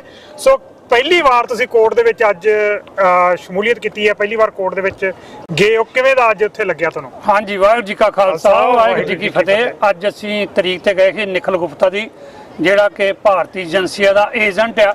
ਉਹਨੇ ਸਾਡੇ ਭਰਾ Gurpatwant Singh ji Pannu legal adviser general counsel Sikh for justice ਦੇ ਨੇ, ਉਹਨਾਂ ਨੂੰ ਮਾਰਨ ਦੇ ਵਾਸਤੇ ਜਿਹੜੇ ਸੀਗਾ ਇੰਡੀਆ ਗਵਰਨਮੈਂਟ ਦੇ ਨਾਲ ਰੱਖ ਕੇ ਪਲਾਨ ਜਿਹੜਾ ਅਸੀਂ ਤਿਆਰ ਕੀਤਾ ਸੀ ਜੀ। ਉਹਦੀ ਅੱਜ ਤਰੀਕ ਸੀਗੀ। ਪਹਿਲੀ ਵਾਰੀ ਮੌਕਾ ਮਿਲਿਆ। ਅੱਜ ਮੈਂ ਵੇਖਿਆ ਵੀ ਜਿਹੜਾ ਗੁਪਤਾ ਸੀਗਾ ਰੰਗ ਉੱਡਿਆ ਪਿਆ ਤੇ ਪੈਰਾਂ ਦੇ ਵਿੱਚ ਬੇੜੀਆਂ ਨੇ, ਖਾਕੀ ਰੰਗ ਦੀ ਵਰਦੀ ਪਾਈ ਆ। ਖਾਕੀ ਰੰਗ ਤੇ ਹੈ ਹੀ ਗੁਲਾਮੀ ਦਾ ਪਹਿਲੀ ਗੱਲ, ਕਿਉਂਕਿ ਭਾਰਤੀਆਂ ਦਾ ਹੈ ਤੇ ਉਸੇ ਕਰਕੇ ਉਹਨੂੰ ਪਾਇਆ ਗਿਆ। ਇਸ ਕਰਕੇ ਅੱਜ ਅਸੀਂ ਵੇਖਿਆ ਕਿ ਜਿਹੜੀ 3 ਨਵੰਬਰ ਆ, ਜੱਜ ਸਾਹਿਬ ਨੇ ਬੜੇ ਲਹਿਜ਼ੇ ਦੇ ਨਾਲ ਡਿਫੈਂਸ ਵਾਲਿਆਂ ਨੂੰ ਪੁੱਛਿਆ ਤੇ ਉਹਨਾਂ ਨੂੰ ਵੀ ਪੁੱਛਿਆ ਤੇ ਉਹਨਾਂ ਨੇ ਦੱਸਿਆ ਵੀ ਇਹਦੀ ਚੀਜ਼ਾਂ ਜਿਹੜੀਆਂ ਸਾਡੇ ਕੋਲ 5 ਗਵਾਹ ਹੈਗੇ ਨੇ, 5 ਗਵਾਹਾਂ ਦੀ 25 ਤੋਂ 30 ਮਿੰਟ ਲੱਗਣਗੇ ਇੱਕ ਗਵਾਹ ਵਾਸਤੇ। ਇਹ ਜੱਜ ਨੇ, ਉਹ ਵਕੀਲ ਨੇ ਸਾਡੇ ਨੇ ਦੱਸਿਆ। ਇਹਦਾ ਕਰਕੇ 3 ਨਵੰਬਰ ਜਿਹੜੀ ਤਰੀਕ ਆ, ਇਸ ਤਰੀਕ ਦੇ ਵਿੱਚ ਸਿੱਖ ਕੌਮ ਦਾ ਆਉਣਾ ਬਹੁਤ ਜ਼ਰੂਰੀ ਆ, ਕਿਉਂਕਿ ਇਹ ਕੇਸ ਹੀ ਸਿੱਖਾਂ ਦੇ ਬਰਖਲਾਫ ਜਿਹੜਾ ਸੀਗਾ ਇਹ ਹੈਗਾ ਵਾ। ਅਮਰੀਕਨ ਗਵਰਨਮੈਂਟ ਜਿਹੜੀ ਆ ਉਹ ਕੇਸ ਲੜ ਰਹੀ ਆ, ਨਾ ਕਿ ਆਪਣੀ ਸਿੱਖ ਕੌਮ ਕੋਈ ਲੜ ਰਹੀ ਹੈ। ਮੈਂ ਬਿਲਕੁਲ ਦੱਸਣਾ ਆਪਾਂ ਚਾਹੁੰਦੇ ਹਾਂ ਕਿ ਅਮਰੀਕਨ ਵਰਸਸ ਇੰਡੀਆ ਇਹ ਕੇਸ ਆ। ਖਾਲਿਸਤਾਨੀ ਵਰਸਸ ਤੁਸੀਂ ਭਾਰਤ ਕਹਿ ਸਕਦੇ ਜੀ, ਕਿਉਂਕਿ ਉਹ ਖਾਲਿਸਤਾਨ ਦਾ ਹੀ ਸਾਰਾ ਕੇਸ ਆ। ਇਸ ਕਰਕੇ ਜੀ ਅੱਜ ਵੇਖਿਆ ਜੀ ਤੇ ਪਤਾ ਵੀ ਲੱਗ ਗਿਆ। ਸਾਡੇ ਕਾਫੀ ਸਿੰਘ, ਸਾਡੇ ਭਰਾ ਜਿਹੜੇ ਉੱਥੇ ਆਏ ਸੀਗੇ, ਅਸੀਂ ਸਾਰਿਆਂ ਦਾ ਧੰਨਵਾਦ ਕਰਦੇ ਹਾਂ ਤੇ ਅਗਲੀ ਤਰੀਕ ਨਵੰਬਰ ਤੱਕ ਆਪਾਂ 3 ਨਵੰਬਰ ਨੂੰ ਸਾਰੇ ਅੰਦਰ ਜਾਵਾਂਗੇ ਜੀ। ਵਾਹਿਗੁਰੂ ਜੀ ਕਾ ਖਾਲਸਾ, ਵਾਹਿਗੁਰੂ ਜੀ ਕੀ ਫਤਿਹ। ਹਾਂਜੀ ਆਪਣੇ ਨਾਲ ਵਿਕਰਮਜੀਤ ਸਿੰਘ ਹੋਣੀ ਵੀ ਆ ਚੁੱਕੇ ਆ ਜੀ। ਸੋ ਹਾਂਜੀ ਵਿਕਰਮ ਭਾਜੀ, ਖਾਲਸਾ ਵਾਹਿਗੁਰੂ ਜੀ ਕਾ ਖਾਲਸਾ, ਵਾਹਿਗੁਰੂ ਜੀ ਕੀ ਫਤਿਹ। ਸੋ ਕਿੱਦਾਂ ਜੀ ਫਿਰ ਤਰੀਕ ਜਿਹੜੀ ਆ ਅਦਾਲਤ ਦੇ ਵਿੱਚ ਨਿਖਿਲ ਗੁਪਤਾ ਪਹਿਲਾਂ ਬਿਠਾਇਆ ਹੋਇਆ ਸੀ ਤੇ ਪਹਿਲਾਂ ਉੱਥੇ ਗੱਲਾਂ ਬਾਤਾਂ ਜਿਹੜੀਆਂ ਚੱਲ ਰਹੀਆਂ ਸੀ, ਸੋ ਗੱਲਾਂ ਚੱਲਦੀਆਂ ਹੋਣੀਆਂ ਬਚ ਸਕਦਾ ਕਿ ਨਹੀਂ ਬਚ ਸਕਦਾ? ਵਕੀਲਾਂ ਦੀ ਉੱਥੇ ਚੱਲਦੀ ਸੀ ਆਪਸ ਦੇ ਵਿੱਚ, ਨਿਖਿਲ ਗੁਪਤੇ ਦੇ ਵਕੀਲ 2 ਵਕੀਲਾਂ ਦੇ ਵਿਚਕਾਰ ਗੱਭੇ ਬੈਠਾ ਹੋਇਆ ਸੀ ਕਿ ਬਚ ਸਕਦਾ ਕਿ ਨਹੀਂ ਬਚ ਸਕਦਾ? ਜੀ ਬਿਲਕੁਲ। ਦੇਖੋ, ਹਰ ਜਿਹੜਾ ਫਸਿਆ ਹੋਇਆ ਮੁਜਰਮ ਹੈਗਾ ਉਹ ਹਰ ਕੋਸ਼ਿਸ਼ ਕਰਦਾ ਵੀ ਕਿਸੇ ਨਾ ਕਿਸੇ ਤਰ੍ਹਾਂ ਮੈਂ ਕੋਰਟ ਨੂੰ ਸ਼ਾਇਦ ਗੁੰਮਰਾਹ ਕਰ ਸਕਦਾ ਹੋਵਾਂ। ਮੈਂ ਪਹਿਲਾਂ ਵੀ ਇਹ ਗੱਲ ਸੁਣਾਈ ਸੀ ਕਿ ਪੰਜਾਬ 'ਚ ਇੱਕ ਕਹਾਵਤ ਹੁੰਦੀ ਵੀ ਬੱਕਰੇ ਦੀ ਮਾਂ ਕਦੋਂ ਤੱਕ ਖੈਰ ਮਨਾਊਗੀ, ਈਦ ਨਹੀਂ ਤਾਂ ਫਿਰ ਬਕਰੀਦ ਸਹੀ। ਇਹ ਹੋ ਕੇ ਰਹਿਣਾ ਆ ਤੇ ਉਹਨੂੰ ਲੱਗਦਾ ਕਿ ਸ਼ਾਇਦ ਮੈਂ ਗੁੰਮਰਾਹ ਕਰਕੇ ਜਾਂ ਤਰੀਕਾ ਲੰਬੀਆਂ ਪਵਾ ਕੇ ਜਾਂ ਅੱਗੇ ਪਿੱਛੇ ਕਰਕੇ ਮੈਨੂੰ ਕੋਈ ਰਾਹ ਸ਼ਾਇਦ ਲੱਭ ਜੂਗਾ, ਪਰ ਇਹਦਾ ਹੋਣਾ ਨਹੀਂ ਹੈ। ਪਰ ਅਮਰੀਕਨ ਜਿਹੜਾ ਕੋਰਟ ਸਿਸਟਮ ਹੈਗਾ ਆ ਉਹ ਟੋਟਲੀ ਇੰਡੀਪੈਂਡੈਂਟ ਹੈਗਾ ਤੇ ਫੇਰ ਮੌਕਾ ਦਿੰਦਾ। ਕੱਲ ਨੂੰ ਦੁਨੀਆ ਦੇ ਵਿੱਚ ਭਾਰਤ ਦਾ ਜਿਹੜਾ ਏਜੰਟ ਹੈਗਾ ਉਹ ਇਹ ਨਹੀਂ ਕਹਿ ਸਕੂਗਾ ਕਿ ਮੈਨੂੰ ਅਮਰੀਕਾ ਦੇ ਵਿੱਚ ਨਿਆਂ ਨਹੀਂ ਮਿਲਿਆ, ਫੇਰ ਮੇਰਾ ਟਰਾਇਲ ਨਹੀਂ ਚੱਲਿਆ। ਉਹ ਕਹਿੰਦੇ ਠੀਕ ਹੈ, ਤੂੰ ਵਕੀਲ ਬਦਲਣਾ ਵਕੀਲ ਬਦਲ ਕੇ ਦੇਖ ਲੈ, ਨਵਾਂ ਵਕੀਲ ਲਿਆਉਣਾ ਨਵਾਂ ਵਕੀਲ ਲਿਆ, ਤੂੰ ਇੰਟਰਪ੍ਰੀਟਰ ਲੈ ਕੇ ਆਉਣਾ ਕਿ ਜੀ ਮੈਨੂੰ ਇੰਗਲਿਸ਼ ਸਮਝ ਨਹੀਂ ਆਈ, ਉਹ ਇੰਗਲਿਸ਼ ਕੋਈ ਹੋਰ ਹੈ, ਤੇ ਉਹ ਉਸ ਲਈ ਕੀ ਹੋਊਗਾ। ਸੋ ਮੈਂ ਤੁਹਾਨੂੰ ਵੈਸੇ ਚਲੋ ਜਦੋਂ ਜੱਜ ਸਾਹਿਬ ਚਲੇ ਗਏ ਸੀ ਉਦੋਂ ਦਾ ਸੀਨ ਪਹਿਲਾਂ ਦੱਸ ਦੇਣਾ ਚਾਹੁੰਦਾ ਕਿ ਨਿਖਿਲ ਗੁਪਤਾ ਇੰਗਲਿਸ਼ ਦੇ ਵਿੱਚ ਆਪਣੇ ਵਕੀਲਾਂ ਦੇ ਨਾਲ ਗੱਲਬਾਤ ਕਰਦਾ ਸੀ, ਉਹਨੂੰ ਕੋਈ ਪ੍ਰੋਬਲਮ ਨਹੀਂ ਇੰਗਲਿਸ਼ ਦੀ।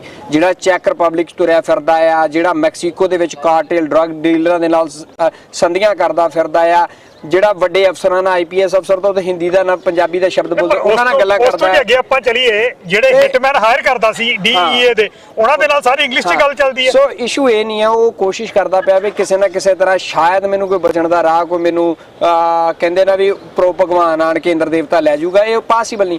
ਉਹਨੇ ਇੱਕ ਅਦਾਲਤ ਨੂੰ ਕਿਹਾ ਕਿ ਮੈਨੂੰ ਇੰਗਲਿਸ਼ ਨਹੀਂ ਆਉਂਦੀ, ਮੇਰੇ ਨਾਲ ਗੱਲਬਾਤ ਨਹੀਂ ਕਰ ਹੁੰਦੀ। ਜੱਜ ਕਹਿੰਦਾ ਠੀਕ ਹੈ ਜੀ, ਕੱਲ ਨੂੰ ਤੂੰ ਕਹੇਂਗਾ ਜੀ ਮੈਨੂੰ ਇਹਨਾਂ ਨੇ ਟਰਾਂਸਲੇਟ ਕਰਕੇ ਨਹੀਂ ਦਿੱਤਾ। ਜੱਜ ਨੇ ਫਿਰ ਅੱਜ ਟਰਾਂਸਲੇਟਰ ਦਾ ਪ੍ਰਬੰਧ ਕੀਤਾ ਹੋਇਆ ਸੀ ਜਿਹਨੇ ਇੰਟਰਪ੍ਰੀਟੇਟ ਕਰਨਾ ਸੀ। ਜੱਜ ਨੇ ਉਹਨੂੰ ਪੁੱਛਿਆ ਕਿ ਤੂੰ ਸਰਕਾਰੀ ਹੈ, ਸਰਟੀਫਾਈਡ ਹੈ? ਉਹਨਾਂ ਨੇ ਕਿਹਾ ਜੀ ਹਾਂ ਮੈਂ ਸਰਟੀਫਾਈਡ ਹੈ। ਉਹ ਕਹਿੰਦਾ ਫਿਰ ਦੱਸ ਦਿਓ ਇਹਨੂੰ ਕੱਲੀ ਕੱਲੀ ਗੱਲ ਵੀ ਕੀ ਹੋਣਾ ਹੈ ਕੀ ਨਹੀਂ ਹੋਣਾ ਹੈ। ਸੋ 3 ਤਰੀਕ ਉਹਨਾਂ ਨੇ ਕਿਹਾ ਜੀ, ਵੈਸੇ ਤੇ ਉਹ ਕਹਿੰਦੇ ਵੀ ਅਸੀਂ ਜੂਨ ਔਰ ਜੁਲਾਈ ਜਿਹੜੀ ਉਹ ਮਿੱਥੀ ਹੋਈ ਸੀ ਵੀ ਜਦੋਂ ਅਸੀਂ ਟ੍ਰਾਇਲ ਜਿਹੜਾ ਜੀ ਉਹ ਸ਼ੁਰੂ ਕਰਨ ਜਾ ਰਹੇ ਸੀ, ਪਰ ਕੋਈ ਗੱਲ ਨਹੀਂ, ਨਵੇਂ ਵਕੀਲ ਨੇ, ਇਹਨਾਂ ਨੂੰ ਖੁੱਲ੍ਹ ਕੇ ਮੌਕਾ ਦਿਓ ਵੀ ਇਹ ਇਕੱਲਾ ਇਕੱਲਾ ਦੇਖ ਲੈਣ, ਕਿਉਂਕਿ ਪਹਿਲੇ ਵਕੀਲਾਂ ਨੇ ਤਾਂ ਵੇਖ ਲਿਆ ਵੀ ਨਿਕਲਣਾ ਕੱਖ ਨਹੀਂ ਹੈ, ਸਬੂਤ ਸਾਹਮਣੇ ਪਏ ਹੋਏ ਨੇ। 5 ਗਵਾਹ ਅੱਜ ਜਿਹੜੀ ਨਵੀਂ ਅਪਡੇਟ ਆ ਸਰਕਾਰ ਕੋਲ, 5 ਗਵਾਹ ਨੇ ਜਿਨ੍ਹਾਂ ਨੇ ਗਵਾਹੀ ਦੇਣੀ ਹੈ ਕਿ ਕੀ ਇਹਨਾਂ ਨੇ ਕੀਤਾ ਹੈ, ਕਿਹੜੀ ਇਨਵੋਲਵਮੈਂਟ ਸੀ। ਸੋ ਨਵੰਬਰ 3 ਦੀ ਜਿਹੜੀ ਹੈ ਜੀ ਉਹ ਤਰੀਕ ਪੈ ਚੁੱਕੀ ਹੈ। ਕਈ ਚੀਜ਼ਾਂ ਨਾ ਇਤਫਾਕ ਹੁੰਦੀਆਂ ਤੇ ਕਈ ਚੀਜ਼ਾਂ ਜਿਹੜੀਆਂ ਉਹ ਪਲਾਨ ਦੇ ਤਰੀਕੇ ਦੇ ਨਾਲ ਹੁੰਦੀਆਂ। ਹੁਣ ਅਸੀਂ ਇਹਨੂੰ ਇਤਫਾਕ ਸਮਝੀਏ ਜਾਂ ਇਹ ਸਾਰਾ ਕੁਝ ਇੱਕ ਪਲਾਨ ਸਮਝੀਏ। ਜੇ ਆਪਾਂ ਪਹਿਲਾਂ ਜਿਹੜੀਆਂ ਤਰੀਕਾਂ ਸੀਗੀਆਂ ਜੂਨ ਜੁਲਾਈ ਦੀਆਂ, ਤੇ ਜੂਨ ਜੁਲਾਈ ਦੇ ਵਿੱਚ ਇਹ ਜਿਹੜੀ ਖਾਲਿਸਤਾਨ ਦੀ ਜੰਗ ਹੈ ਸ਼ੁਰੂ ਹੁੰਦੀ ਹੈ ਜੂਨ ਜੁਲਾਈ ਦੇ ਮਹੀਨੇ ਦੇ ਵਿੱਚ। ਜੂਨ ਦੇ ਵਿੱਚ ਜਦੋਂ ਦਰਬਾਰ ਸਾਹਿਬ ਦੇ ਉੱਪਰ ਅਟੈਕ ਹੁੰਦਾ ਤੇ ਜੂਨ ਦੇ ਵਿੱਚ ਜਿਹੜੀ ਹੈ ਖਾਲਿਸਤਾਨ ਦੀ ਜੰਗ ਸ਼ੁਰੂ ਹੁੰਦੀ ਹੈ। ਕੇਸ ਵੀ ਖਾਲਿਸਤਾਨ ਦੀ ਕਰਕੇ ਕੇਸ ਜਿਹੜਾ ਇਹ ਨਿਊਯਾਰਕ ਦੀ ਅਦਾਲਤ ਦੇ ਵਿੱਚ ਆਇਆ। ਤੇ ਜਦੋਂ ਪਹਿਲਾਂ ਜੂਨ ਦੀ ਡੇਟ ਜਿਹੜੀ ਆ ਉਹ ਕਹਿੰਦੇ ਜੀ ਅੱਗੇ ਲੈਣੀ ਹੈ, ਇਹਦੇ ਤੇ ਨਹੀਂ ਕਰਨਾ, ਤੇ ਫਿਰ ਨਵੰਬਰ ਦੀ ਡੇਟ, ਤੇ ਨਵੰਬਰ ਦੀ ਤਰੀਕ ਵੀ ਕਿਹੜੀ ਆ 3 ਤਰੀਕ, ਜਦੋਂ ਸਿੱਖਾਂ ਨੂੰ ਮਿੱਥ ਕੇ ਕਤਲ ਕੀਤਾ ਜਾਂਦਾ ਪੂਰੇ ਹਿੰਦੁਸਤਾਨ ਦੇ ਵਿੱਚ ਉਹਨਾਂ ਦਿਨਾਂ ਦੀ। ਤੇ ਫਿਰ ਜਿਹੜਾ ਇਤਫਾਕ ਕਹੀਏ ਕਿ ਫਿਰ ਇਹ ਕਿਸੇ ਪਲਾਨ ਦੇ ਤਹਿਤ ਕਿ ਭਈ ਆਹੀ ਤਰੀਕਾਂ ਦੇਣੀਆਂ ਕਿ ਜਦੋਂ ਇੰਡੀਆ ਨੂੰ ਦੱਸਿਆ ਜਾਏ ਕਿ ਖਾਲਿਸਤਾਨ ਜਿਹੜਾ ਇਹ ਮੈਸੇਜ ਜਿਹੜੀ ਇਹ ਲੜਾਈ ਆ ਇਹ ਸ਼ੁਰੂ ਹੀ ਇੱਥੋਂ ਹੋਈ ਹੈ, ਜਾਂ ਜੂਨ ਦੀ ਸ਼ੁਰੂ ਹੈ ਤੇ ਜਾਂ ਨਵੰਬਰ ਦੀ ਹੈ। ਦੇਖੋ ਇਹ ਸਮਝਣ ਵਾਲੇ ਤਾਂ ਬੜੇ, ਸਾਡੇ ਦਰਸ਼ਕ ਵੀ ਬੜੇ ਸਿਆਣੇ ਨੇ, ਭੈਣ ਭਰਾ ਬੜੇ ਸਿਆਣੇ ਨੇ। ਭਾਰਤ ਲਗਾਤਾਰ ਇਹ ਜਿਹੜਾ ਕਲੇਮ ਕਰਦਾ ਰਿਹਾ ਕਿ ਕੈਨੇਡਾ ਦੀ ਸਰਕਾਰ ਰਲੀ ਹੋਈ ਹੈ ਖਾਲਿਸਤਾਨੀਆਂ ਨਾਲ, ਯੂਕੇ ਦੀ ਸਰਕਾਰ ਰਲੀ ਦੀ ਕੋਸ਼ਿਸ਼ ਕੀਤੀ ਗਈ ਸੀ। ਉਹ ਰੈਫਰੈਂਡਮ ਦੇ ਆਰਗੇਨਾਈਜ਼ਰ ਨੇ, ਉਹ ਰੈਫਰੈਂਡਮ ਦੇ ਕਰਤਾ ਧਰਤਾ ਨੇ, ਉਹਨਾਂ ਦੇ ਲਈ ਲੀਗਲ ਐਡਵਾਈਸ ਦਾ ਕੰਮ ਕਰਦੇ ਨੇ। ਤੇ ਜਿਸ ਕੰਪੇਨਰ ਦਾ ਕਤਲ ਕੀਤਾ ਗਿਆ ਉਹ ਵੀ ਰੈਫਰੈਂਡਮ ਦਾ ਕੋਆਰਡੀਨੇਟਰ ਸੀ ਕੈਨੇਡਾ ਦੇ ਵਿੱਚ। ਸੋ ਮੇਰੇ ਖਿਆਲ ਨਾਲ ਸਾਰਾ ਸਾਲ ਸਰਕਾਰ ਜਿਹੜੀ ਹੈ ਜੀ ਉਹ ਭਾਰਤ ਦੀ ਨੂੰ ਵਕਤ ਪਿਆ ਰਹਿਣਾ ਹੈ। ਇੱਕ ਗੱਲ ਮੈਂ ਹੋਰ ਅਪਡੇਟ ਦੇਣਾ ਚਾਹੁੰਦਾ, ਕੋਈ ਵੀ ਵਿਅਕਤੀ ਅੱਜ ਦਿਖਾਈ ਨਹੀਂ ਦਿੱਤਾ ਕਿ ਜਿਹੜਾ ਲੱਗਦਾ ਹੋਵੇ ਕਿ ਕਿਸੇ ਦੂਸਰੀ ਪੱਖ ਤੋਂ ਜਾਂ ਨਿਖਿਲ ਗੁਪਤਾ ਦੇ ਪੱਖ 'ਚ ਆਇਆ ਹੋਵੇ। ਦੇਖੋ 3 ਵਾਰੀ ਕੌਂਸਲਰ ਜਿਹੜਾ ਆ ਉਹ ਚੈੱਕ ਰਿਪਬਲਿਕ ਦੇ ਵਿੱਚ ਨਿਖਿਲ ਗੁਪਤਾ ਨੂੰ ਮਿਲ ਸਕਦਾ, ਤੇ ਨਿਊਯਾਰਕ ਵਾਲਾ ਕਿਉਂ ਨਹੀਂ ਆ ਕੇ ਮਿਲਦਾ ਪਿਆ? ਨਿਊਯਾਰਕ ਜੇ ਚੈੱਕ ਰਿਪਬਲਿਕ ਵਾਲੇ ਨੂੰ ਕੋਈ ਡਰ ਨਹੀਂ ਕਿ ਛੋਟੇ ਜਿਹੇ ਮੁਲਕ 'ਚ ਬੈਠਾ ਇੱਕ ਕੌਂਸਲਰ ਜਾ ਕੇ ਨਿਖਿਲ ਗੁਪਤਾ ਨੂੰ ਮਿਲ ਰਿਹਾ, ਉਹਦੇ ਲਈ ਵਕੀਲ ਕਰਦਾ ਪਿਆ, ਉਹਦੇ ਲਈ ਕੰਮ ਕਰਦਾ ਪਿਆ, ਤੇ ਫਿਰ ਨਿਊਯਾਰਕ ਵਾਲੇ ਨੂੰ ਕੀ ਪਾਬੰਦੀ ਦਿਖਾਈ ਦੇ ਰਹੀ ਹੈ? ਨਿਊਯਾਰਕ ਵਾਲੇ ਨੂੰ ਕੀ ਡਰ ਸਤਾ ਰਿਹਾ ਹੈ ਕਿ ਕਿਤੇ ਨਿਖਿਲ ਗੁਪਤਾ ਹੋਣਾ ਵਿੱਚ ਹੀ ਨਾ ਸਾਡਾ ਲਿਖਾ ਦੇਵੇ? ਜਦੋਂ ਆਪਾਂ ਇਸ ਕੇਸ ਨੂੰ ਪੜ੍ਹਦੇ ਹਾਂ ਜਾਂ ਜਦੋਂ ਨਿਖਿਲ ਗੁਪਤਾ ਚੈੱਕ ਰਿਪਬਲਿਕ ਦੇ ਵਿੱਚ ਅੰਦਰ ਸੀਗਾ, ਆਪਾਂ ਦੇਖਦੇ ਹਾਂ ਕਿ ਚੈੱਕ ਦੇ ਪ੍ਰਾਈਮ ਮਿਨਿਸਟਰ ਨੂੰ ਜਿਹੜਾ ਕਿ ਚੀਫ ਗੈਸਟ ਬਣਾ ਕੇ ਸੱਦਿਆ ਜਾਂਦਾ ਗੁਜਰਾਤ ਦੇ ਵਿੱਚ ਕਿ ਭਾਈ ਕਿਸੇ ਨਾ ਕਿਸੇ ਤਰੀਕੇ ਨਾਲ ਪਲੀਜ਼ ਕਰਕੇ ਬੰਦਾ ਜਿਹੜਾ ਛਡਾ ਲਿਆ ਜਾਏ। ਉੱਥੇ ਕਾਉਂਸਲਰ ਨੇ ਵੀ ਪੂਰਾ ਜ਼ੋਰ ਲਾਇਆ। ਔਰ ਜਦੋਂ ਮੈਂ ਇਸ ਇੰਡਾਈਟਮੈਂਟ ਨੂੰ ਪੜ੍ਹਦਾ ਜਾਂ ਇਸ ਸਾਰੇ ਕੇਸ ਨੂੰ ਪੜ੍ਹਨ ਦੀ ਕੋਸ਼ਿਸ਼ ਕਰਦਾ, ਹੁਣ ਤੱਕ ਇਹ ਗੱਲ ਸਮਝ ਆਉਂਦੀ ਹੈ ਕਿ ਅਮਰੀਕਾ ਨੇ ਜਿਹੜੀ DEA ਤੇ FBI ਤੇ ਨਿਊਯਾਰਕ ਦੀ ਜਿਹੜੀ ਪੁਲਿਸ ਹੈ ਜਿਹੜੀ ਕਿ ਇਹਨੂੰ ਐਕਸਟ੍ਰੈਡਾਈਟ ਕਰਕੇ ਲੈ ਕੇ ਆਉਂਦੀ ਹੈ, ਉਹਨਾਂ ਨੇ ਚੈੱਕ ਰਿਪਬਲਿਕ ਜਿਹੜਾ ਉਹ ਮੈਦਾਨ ਚੁਣਿਆ ਕਿ ਜਿੱਥੋਂ ਆਪਾਂ ਇਹਨੂੰ ਆਸਾਨੀ ਦੇ ਨਾਲ ਲੈ ਕੇ ਆ ਸਕਦੇ ਆ, ਜਿੱਥੋਂ ਆਪਾਂ ਐਕਸਟ੍ਰੈਡੀਸ਼ਨ ਲੈ ਕੇ ਆ ਸਕਦੇ ਆ। ਐਕਸਟ੍ਰੈਡੀਸ਼ਨ ਦੇ ਵਿੱਚ ਕੋਈ ਪ੍ਰੋਬਲਮ ਨਹੀਂ ਪੈ ਸਕਦੀ, ਕਿਉਂਕਿ ਜੇ ਆਪਾਂ ਚੈੱਕ ਰਿਪਬਲਿਕ ਦੀ ਗੱਲ ਕਰਦੇ ਹਾਂ ਤਾਂ ਚੈੱਕ ਰਿਪਬਲਿਕ ਜਿਹੜਾ ਕਿ ਉਹ ਅਮਰੀਕਾ ਦੀ ਇੱਕ ਉਹ ਧਿਰ ਹੈ, ਜਿਸ ਤਰ੍ਹਾਂ ਅਮਰੀਕਾ ਕਹਿੰਦਾ ਉਦਾਂ ਹੀ ਉਹ ਕਰਦਾ। ਸੋ ਉਹਨਾਂ ਨੂੰ ਪਤਾ ਸੀਗਾ ਕਿ ਇਸ ਮੁਲਕ ਦੇ ਵਿੱਚ ਜੇ ਆਪਾਂ ਨਿਖਿਲ ਗੁਪਤੇ ਨੂੰ ਬੁਲਾਉਂਦੇ ਆ, ਕਿਉਂਕਿ 30 ਜੂਨ ਨੂੰ ਇਹਦੀ ਗ੍ਰਿਫਤਾਰੀ ਹੁੰਦੀ ਹੈ, 30 ਜੂਨ ਨੂੰ ਹੀ ਸਮੰਤ ਗੋਇਲ ਨੂੰ ਜਿਹੜਾ ਉਹ ਬਰਖਾਸਤ ਕਰ ਦਿੱਤਾ ਜਾਂਦਾ, ਘਰ ਨੂੰ ਤੋਰ ਦਿੱਤਾ ਜਾਂਦਾ ਕਿ ਭਾਈ ਤੂੰ ਆਪਣਾ ਜਿਹੜਾ ਕੰਮ ਹੈ ਠੀਕ ਨਹੀਂ ਕਰ ਸਕਿਆ। ਤੇ ਉਸ ਤੋਂ ਬਾਅਦ ਜੂਨ ਦੇ ਅੱਗੇ ਇੱਥੇ 14 ਜੂਨ ਨੂੰ ਅਮਰੀਕਾ ਦੇ ਵਿੱਚ ਲਿਆਂਦਾ ਜਾਂਦਾ। ਸੋ ਇਹ ਸਾਰਾ ਇੱਕ ਜਿਹੜਾ ਕਿ ਪਲਾਨ ਦੀ ਤਰ੍ਹਾਂ ਬਣਾ ਕੇ ਸਿਸਟਮੈਟਿਕਲੀ ਕੰਮ ਜਿਹੜਾ ਉਹ ਕੀਤਾ ਗਿਆ, ਸਟੈਪ ਬਾਏ ਸਟੈਪ। ਜੀ ਮੈਂ ਇੱਕ ਗੱਲ ਕਲੀਅਰ ਕਰ ਦੇਣਾ ਚਾਹੁੰਦਾ ਕਿ ਜਦੋਂ ਅਸੀਂ ਕਾਨੂੰਨ ਦੀ ਗੱਲ ਕਰਦੇ ਹਾਂ ਨਾ, ਜਿਹੜੇ ਧਿਰਾਂ ਨੂੰ ਮਾਰਨ ਦੀ ਕੋਸ਼ਿਸ਼ ਕੀਤੀ ਗਈ ਹੈ, ਚਾਹੇ ਉਹ ਲੀਗਲ ਐਡਵਾਈਜ਼ਰ ਗੁਰਪਤਵੰਤ ਸਿੰਘ ਪੰਨੂ ਹੈਗੇ ਜਨ ਕੌਂਸਲ ਤੇ ਚਾਹੇ ਹਰਦੀਪ ਸਿੰਘ ਨਿੱਜਰ ਹੈ, ਉਹ ਕਾਨੂੰਨ ਦੀ ਲੜਾਈ ਲੜਦੇ ਪਏ। ਤੇ ਇਸ ਕੇਸ ਦੇ ਵਿੱਚ ਪੂਰਾ ਮੌਕਾ ਦਿੱਤਾ ਗਿਆ, ਐਵੇਂ ਨਹੀਂ ਫੜ ਲਿਆ ਗਿਆ ਕਿ ਨਿਖਿਲ ਗੁਪਤਾ ਫੜ ਲਿਆ ਤੇ ਉਹਨੂੰ ਲਿਆ ਕੇ ਜੀ ਇੱਥੇ ਐਕਸਟ੍ਰਾਡਾਈਟ ਕਰ ਦਿੱਤਾ ਗਿਆ। ਸੁਪਰੀਮ ਕੋਰਟ, ਉੱਥੇ ਦੀ ਲਾਅ ਮਿਨਿਸਟਰੀ ਤੱਕ, ਲੋਅਰ ਕੋਰਟਾਂ ਤੱਕ ਤਿੰਨ ਕੇਸ ਲੜੇ ਗਏ, ਉਹਨੂੰ ਪ੍ਰੋਪਰ ਕਾਉਂਸਲਰ ਐਕਸੈਸ ਦਿੱਤੀ ਜਾਂਦੀ ਰਹੀ।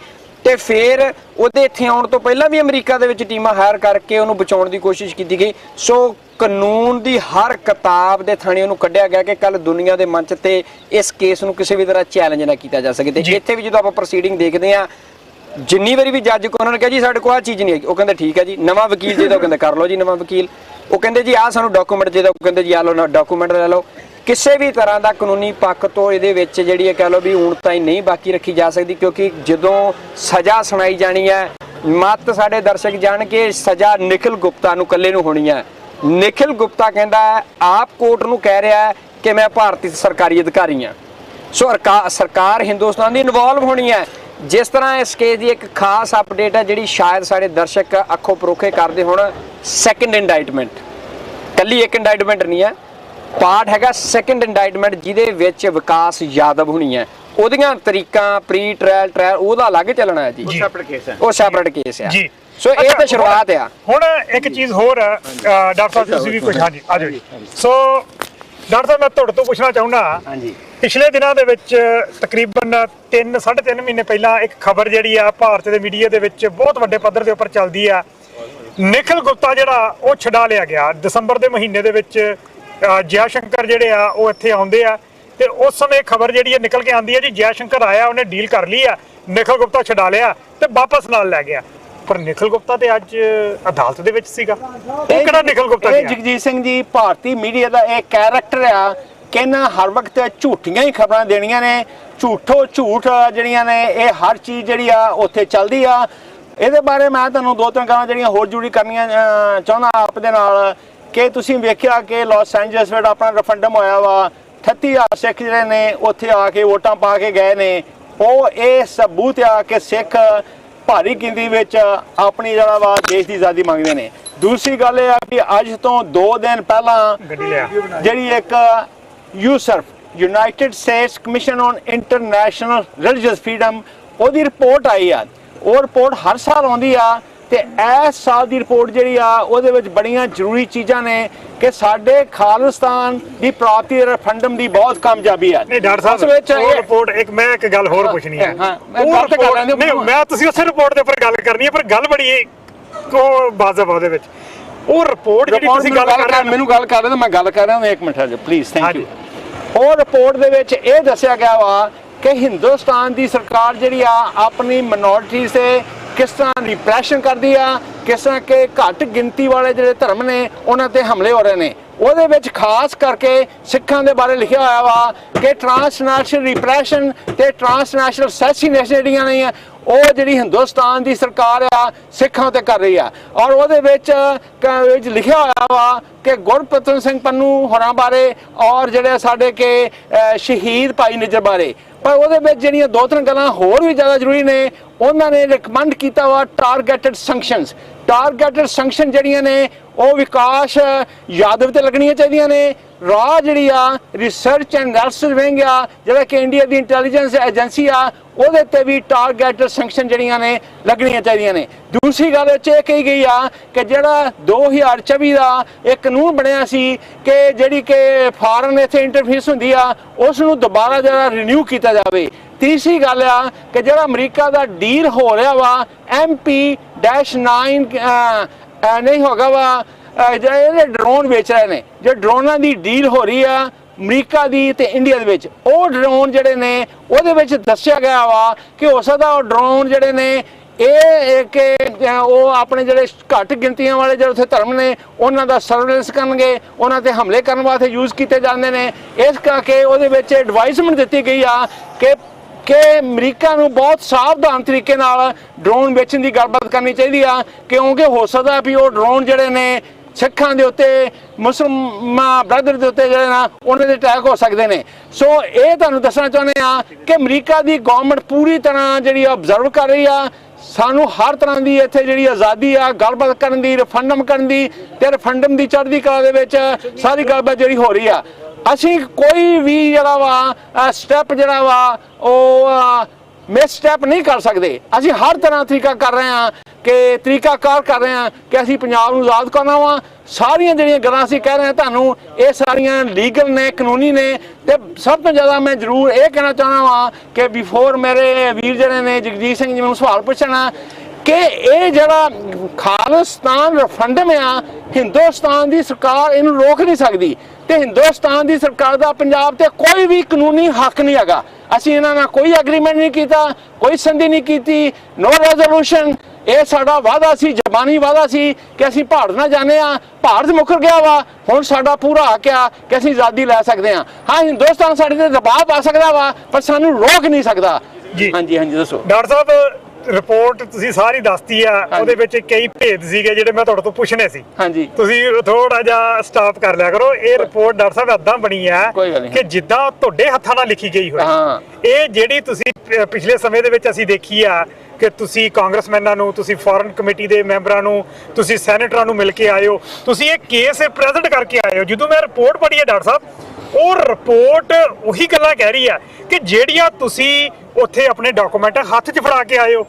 ਜਗਜੀਤ ਸਿੰਘ ਤੁਸੀਂ ਆਪਣੇ ਹੱਥ ਨਾਲ ਤਾਂ ਨਹੀਂ ਲਿਖਾਈ ਉਹਨਾਂ ਦੀ ਜਗਜੀਤ ਰਿਪੋਰਟ? ਸਿੰਘ ਜੀ ਐਸਾ ਲੱਗਦਾ ਵਾ, ਹਾਂ। ਐਸਾ ਲੱਗਦਾ ਇਸ ਟੋਟਲ ਕਰੋਬੋਰੇਸ਼ਨ। ਜੀ। ਕਰੋਬੋਰੇਸ਼ਨ ਦਾ ਮਤਲਬ ਇਹ ਆ ਕਿ ਜੋ ਅਸੀਂ ਕਹਿ ਰਹੇ ਹਾਂ ਉਹ ਯੂਐਸ ਗਵਰਨਮੈਂਟ ਨੇ ਆਪ ਹੀ ਕਨਫਰਮ ਕੀਤਾ ਵਾ। ਤੇ ਲੱਗਦਾ ਇਸ ਤਰ੍ਹਾਂ ਵਾ ਕਿ ਸਾਰੀਆਂ ਰਿਪੋਰਟਾਂ ਸਾਡੀਆਂ ਪੜ੍ਹ ਕੇ ਦਿੱਤੀਆਂ। ਹਾਂਜੀ, ਦਿੱਤੀਆਂ ਰਿਪੋਰਟਾਂ ਨੇ। ਹਾਂ। ਇੱਕ very good point you have brought out, this is totally corroboration of all the information. ਜਿਹੜੀ ਜਾਣਕਾਰੀ ਤੁਹਾਨੂੰ ਰੋਜ਼ ਅਸੀਂ ਟੀਵੀ ਦੇ ਉੱਤੇ ਦਿੰਦੇ ਆ, ਉਹ ਯੂਐਸ ਗਵਰਨਮੈਂਟ ਨੇ ਲਿਖ ਕੇ ਜਿਹੜੀ ਆ ਦੁਨੀਆ ਵਿੱਚ ਛਾਪ ਦਿੱਤੀ ਆ ਕਿ ਹਿੰਦੁਸਤਾਨ ਦੀ ਸਰਕਾਰ ਜਿਹੜੀ ਆ ਕਿਸ ਤਰ੍ਹਾਂ ਸਿੱਖਾਂ ਉਤੇ ਤੇ ਹੋਰ ਘੱਟ ਗਿਣਤੀ ਵਾਲੇ ਧਰਮਾਂ ਉਤੇ ਹਮਲੇ ਕਰਦੀ ਆ, ਜਾਨੀ ਹਮਲੇ ਕਰਦੀ ਆ, ਉਹਨਾਂ ਤੇ ਜਿਹਨਾਂ ਨੂੰ ਇੰਟੀਮੀਡੇਟ ਕਰਦੀ ਆ, ਦਬਕੇ ਮਾਰਦੀ ਆ, ਧਮਕਾਉਂਦੀ ਆ, ਡਰਾਉਂਦੀ ਆ ਤੇ ਰਿਪਰੈਸ ਕਰਦੀ ਆ। ਸਾਡੀ ਚੜ੍ਹਦੀ ਕਲਾ ਵਾ, ਖਾਲਿਸਤਾਨ ਆਜ਼ਾਦ ਹੋਏਗਾ। ਤੇ ਆ ਵੇਖੋ ਜੇ ਸਾਡੇ ਸਾਰੇ ਆਪਣੇ ਸਿੱਖ ਜਿਹੜੇ ਨੇ ਇਹ ਸਵੇਰ ਦੇ 9 ਵਜੇ ਤੋਂ ਇੱਥੇ ਪਹੁੰਚੇ ਹੋਏ ਨੇ। ਬਹੁਤ ਚੜ੍ਹਦੀ ਕਲਾ ਜੀ। ਇੰਨੀਆਂ ਬੇਨਤੀਆਂ ਪ੍ਰਵਾਨ ਕਰੋ ਜੀ। ਵਾਹਿਗੁਰੂ ਜੀ ਕਾ ਖਾਲਸਾ, ਵਾਹਿਗੁਰੂ ਜੀ ਕੀ ਫਤਿਹ ਜੀ। ਸੋ ਧੰਨਵਾਦ ਹੈ ਜੀ ਤੁਹਾਡੇ ਸਾਰਿਆਂ ਦਾ ਬਹੁਤ ਬਹੁਤ। ਤੁਸੀਂ ਅੱਜ ਆਪਣਾ ਕੀਮਤੀ ਸਮਾਂ ਜਿਹੜਾ ਉਹ ਸਾਨੂੰ ਦਿੱਤਾ। ਔਰ ਨਾਲ ਦੀ ਨਾਲ ਇੱਕ ਅਪਡੇਟ ਹੋਰ ਤੁਹਾਨੂੰ ਦੱਸ ਦਈਏ ਕਿ ਟ੍ਰਾਂਸਨੈਸ਼ਨਲ ਰਿਪਰੈਸ਼ਨ ਦਾ ਬਿੱਲ ਜਿਹੜਾ ਉਹ ਵੀ ਅੱਜ ਪਾਸ ਹੋ ਗਿਆ। ਸੋ ਟ੍ਰਾਂਸਨੈਸ਼ਨਲ ਰਿਪਰੈਸ਼ਨ ਦੇ ਉੱਪਰ ਅਜੇ ਤੱਕ ਮੈਂ ਉਹ ਦੇਖਿਆ ਨਹੀਂਗਾ, ਪਰ ਭਊ ਹੋਰਾਂ ਨੇ ਜ਼ਰੂਰ ਮੈਨੂੰ ਕਾਂਗਰਸ ਸਬ ਕਮੇਟੀ ਦੇ ਵਿੱਚ ਜਿਹੜਾ ਟ੍ਰਾਂਸਨੈਸ਼ਨਲ ਰਿਪਰੈਸ਼ਨ ਦਾ ਬਿੱਲ ਜਿਹੜਾ ਉਹ ਪਾਸ ਹੋ ਗਿਆ। ਸੋ ਇਹਦੇ ਉੱਪਰ ਹੁਣ ਜੇ ਟ੍ਰਾਂਸਨੈਸ਼ਨਲ ਰਿਪਰੈਸ਼ਨ ਹੋਏਗੀ ਉਹਦੇ ਉੱਪਰ ਕੇਸ ਚੱਲਿਆ ਕਰਨਗੇ। ਕਿਸੇ ਵੀ ਤਰੀਕੇ ਦੇ ਨਾਲ ਟ੍ਰਾਂਸਨੈਸ਼ਨਲ ਰਿਪਰੈਸ਼ਨ ਦੇ ਵਿੱਚ ਕੋਈ ਵੀ ਬੰਦਾ ਇਨਵੋਲਵ ਹੋਏਗਾ, ਸਰਕਾਰਾਂ ਇਨਵੋਲਵ ਹੋਣਗੀਆਂ। ਸੋ ਦਿਓ ਜੀ ਇਜਾਜ਼ਤ। ਉਹਦੇ ਬਾਰੇ ਮੈਂ ਹੋਰ ਐਡ ਕਰਨੀ ਚਾਹੁੰਦਾ ਹਾਂ।